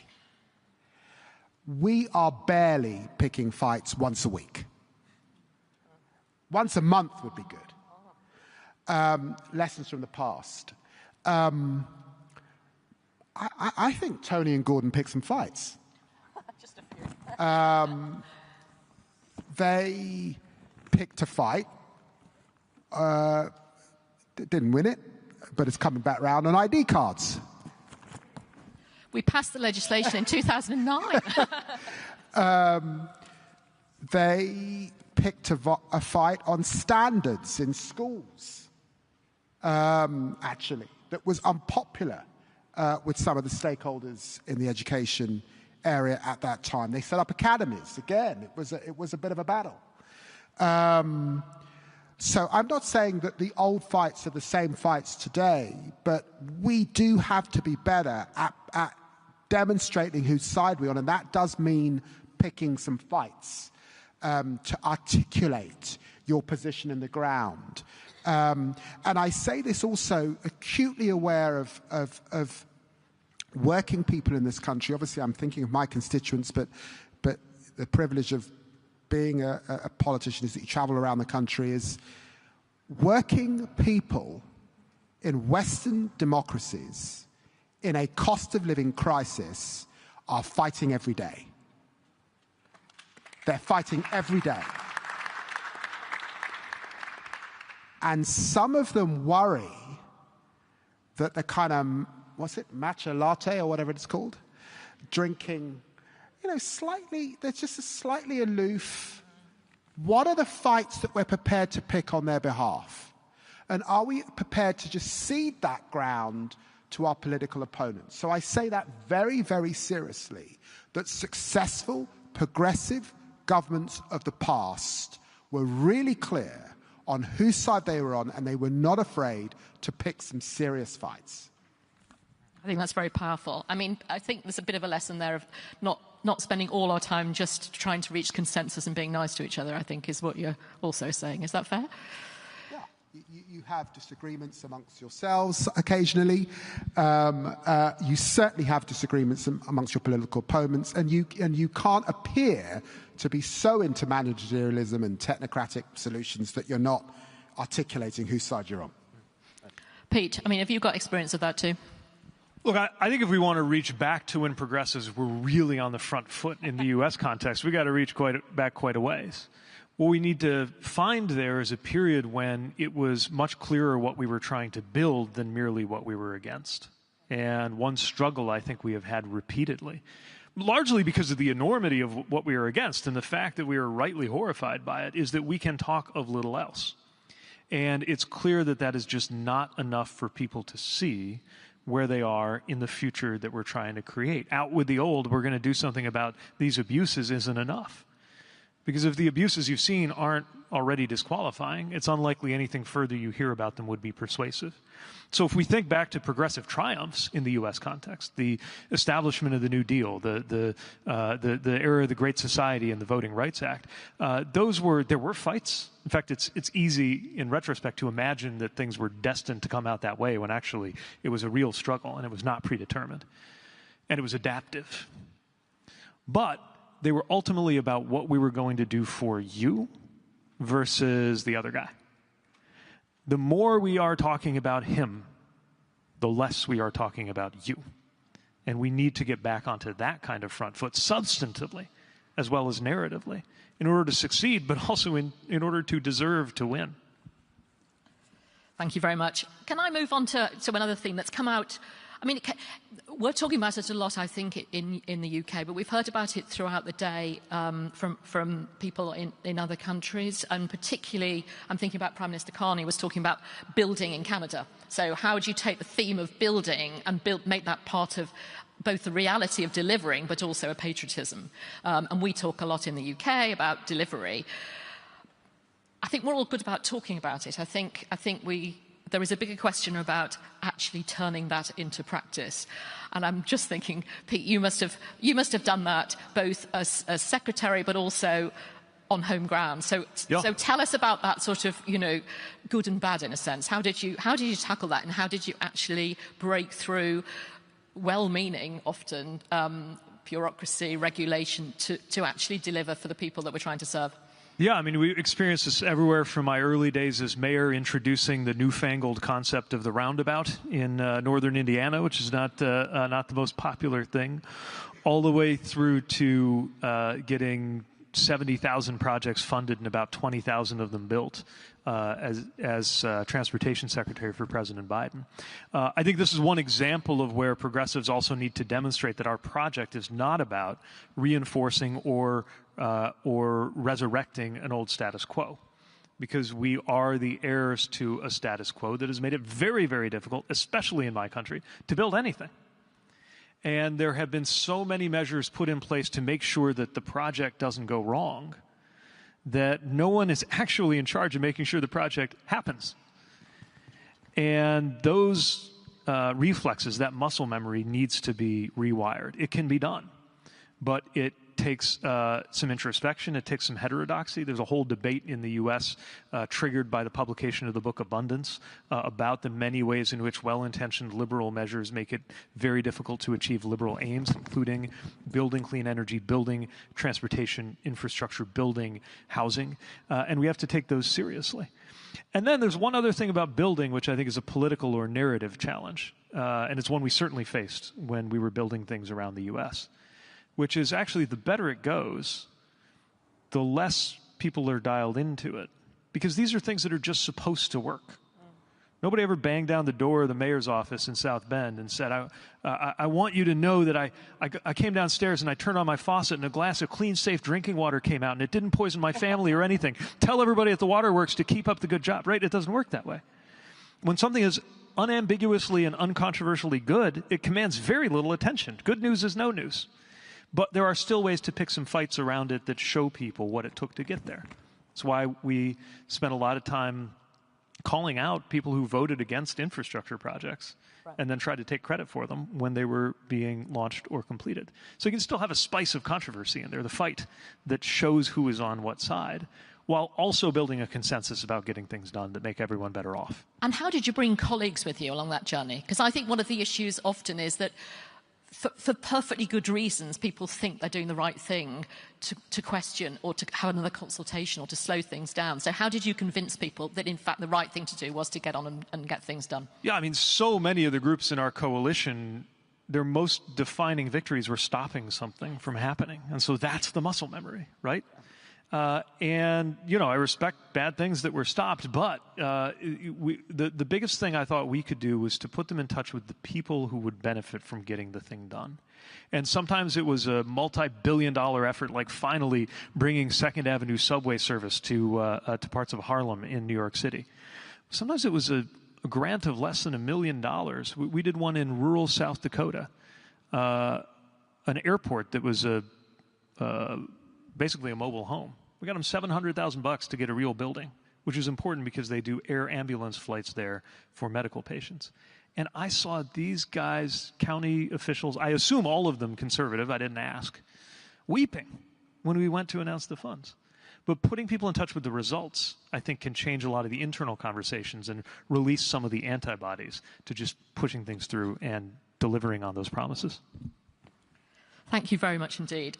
Which brings me on to my final main question. And actually, listening to the two of you, I almost don't need to ask it, because I want to ask you about storytelling and the power of storytelling. You two, actually listening to you, are natural storytellers. I mean, part of what you do really effectively is you explain your politics through stories and through experiences. How do you do that? How have you learned to do that? How do we encourage other people to do that? And how also, I think, where do you get your stimulus, and how do we encourage people to keep thinking, keep exploring, keep taking ideas forward so that we connect with people in a more effective way? David. So empathy, authenticity are premiums in politics. And again, progressives struggle sometimes and leave that for our political opponents, obviously peddling a degree of grievance, but it can have empathetic and authentic qualities. We love policy, and policy is important, but it's got to come from somewhere. In the last few weeks, I have been so pleased as Justice Secretary to be associated with the Hillsborough Law. Now, when I arrived in the department, it was being described as a new duty of candor and providing legal aid for families who are seeking justice if there's been an injustice. And I sort of changed that up. It's bigger than that. It's bigger than that. If we went back 30, 40 years, women fighting in places like the Ford Dagenham plant were fighting for equal pay. It came from those women, and a Labour government gave them that. If we went back to my parents' generation who were experiencing discrimination in this country, there was a bus boycott and other things, fighting for rights, for a multicultural Britain, and again, a Labour government gave them that.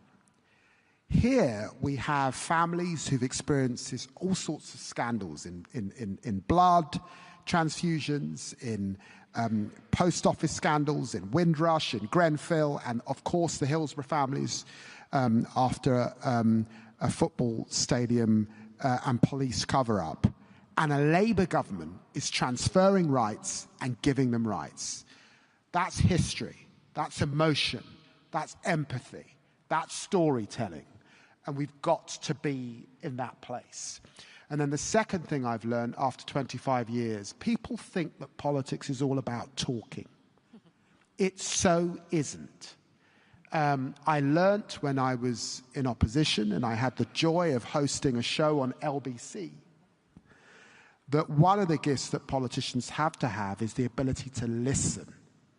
And you listen to folk, you hear their stories, and you tell their stories back. And so storytelling comes not just from the business of talking, it comes from listening and relaying that back. And to that extent, you have to slightly park the policy wonky bit. And even just the sort of delivery bit to get back to the values. I'm on your side. I'm empathetic, I'm authentic, and that's why I want to deliver this school, this nursery, this hospital, more police on your behalf. Thank you. Pete. Well, let me enthusiastically endorse that insight from David. The storytelling is a two-way process. And it's about going out, watching the faces rise and fall in town halls and events. It's why I go into conservative media all the time, to see what resonates and make sure that what we think of as the story is authentic to people's lived experience. But I actually, if I could, I'll answer your question about storytelling with a story.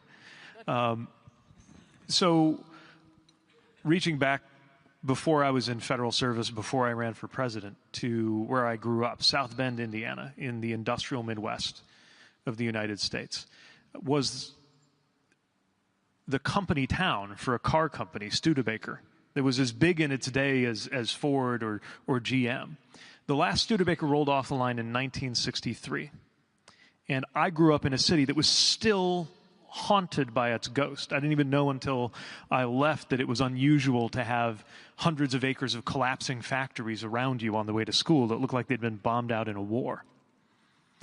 And the question by the time I took office as a 29-year-old mayor, arguing that our city did not have to go the way of the national press that had literally written us up as one of America's 10 dying cities, was that we could do it differently, but we had to tell a different story about ourselves.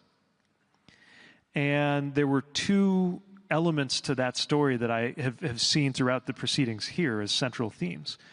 One is about delivery, taking care of the basics, and the other is about belonging.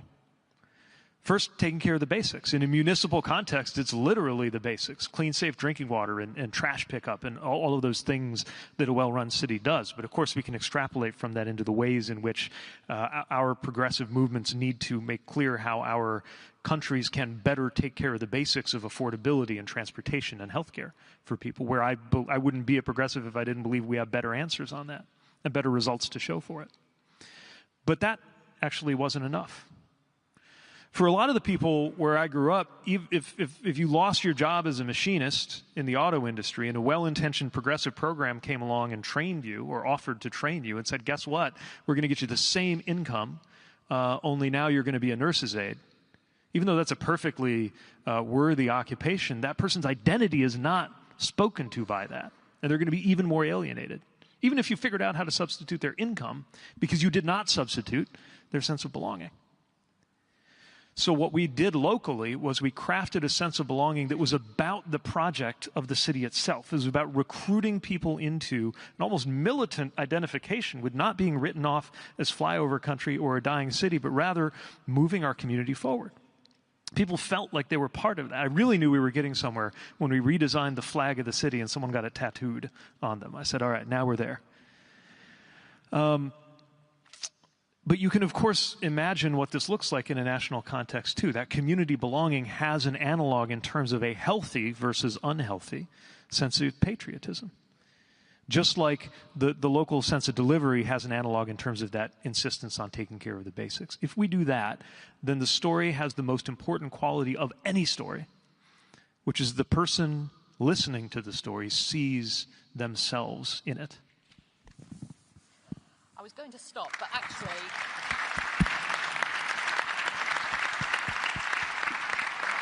One final word from you both, tiny word from you both, because you very kindly are the final speakers in the final session of what's been a really important gathering, I think, for all of us together. And I suppose I'm looking to you both to send us on our way with optimism, but also with purpose. So think of optimism and purpose and tell us what we should go forward with. So Pete, you first. Optimism. Okay, I know I'm the American here. I did not come here to tell everybody that things are better than they look. They're not. They're probably going to get worse before they get better. And yet I'm optimistic. Not because things are better than they look, but because things have reached the point where we will have to fashion something entirely new. We will have to do it on the day, and it will come, when Donald Trump is no longer politically active in the United States, which will happen. But also, in order to be prepared for that day, and I would argue in order to hasten that day, we better paint that picture now for ourselves and then through good storytelling for everybody else. And that means we need to avoid the appearance or the reality of being committed to retrieving some prior status quo. which is very hard. We are horrified by watching all of these things being demolished around us, institutions, departments, norms. But, and by the way, it is criminally wrong to have demolished them. I'm thinking of things like the U.S. Agency for International Development or our Department of Education, but also, of course, international frameworks. It is criminally wrong to demolish them, but nobody on a clean sheet would design them the way they were in 2024. And we shouldn't try. Our job is not to go around picking up the shards of what there was and trying to tape them back together like they were. Just like it would not have worked in my city way back when to go around saying we were going to put it back the way it was. To say I didn't go around saying we were going to make South Bend great again, right? We have an opportunity and an obligation to develop something new. And to me, that is propulsion. Propulsion rather than paralysis, precisely because of the proportions of what we're up against. Thank you, David. Final word.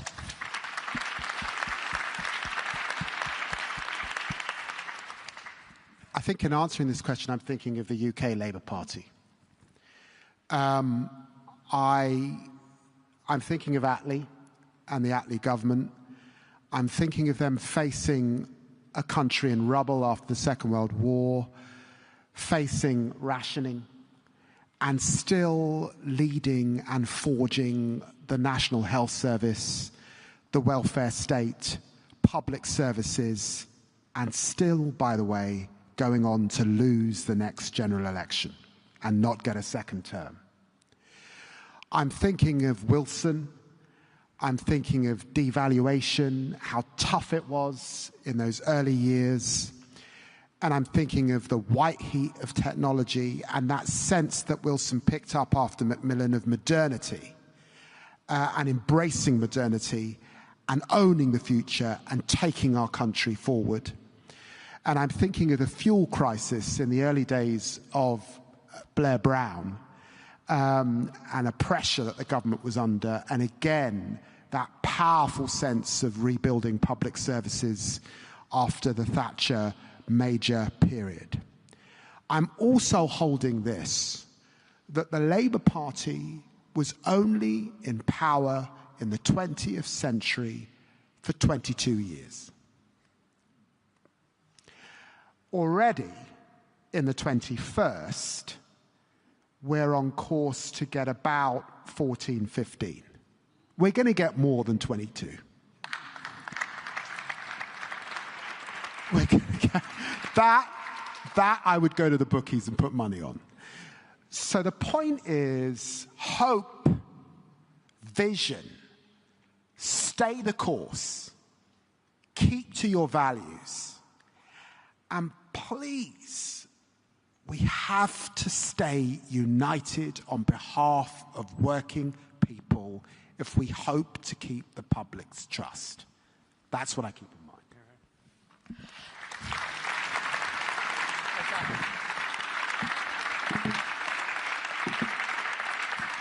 Well, that is a brilliant place to finish. We could carry on, but we're not going to because we've had a bit of a spur to action there. I think you've given us a clear way forward. I asked for optimism and purpose. I think you both gave us that. So thank you very much. And that brings us to the end of the session and end of today.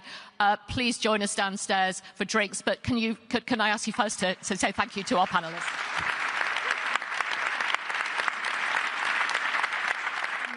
Thank you so much to our brilliant final session.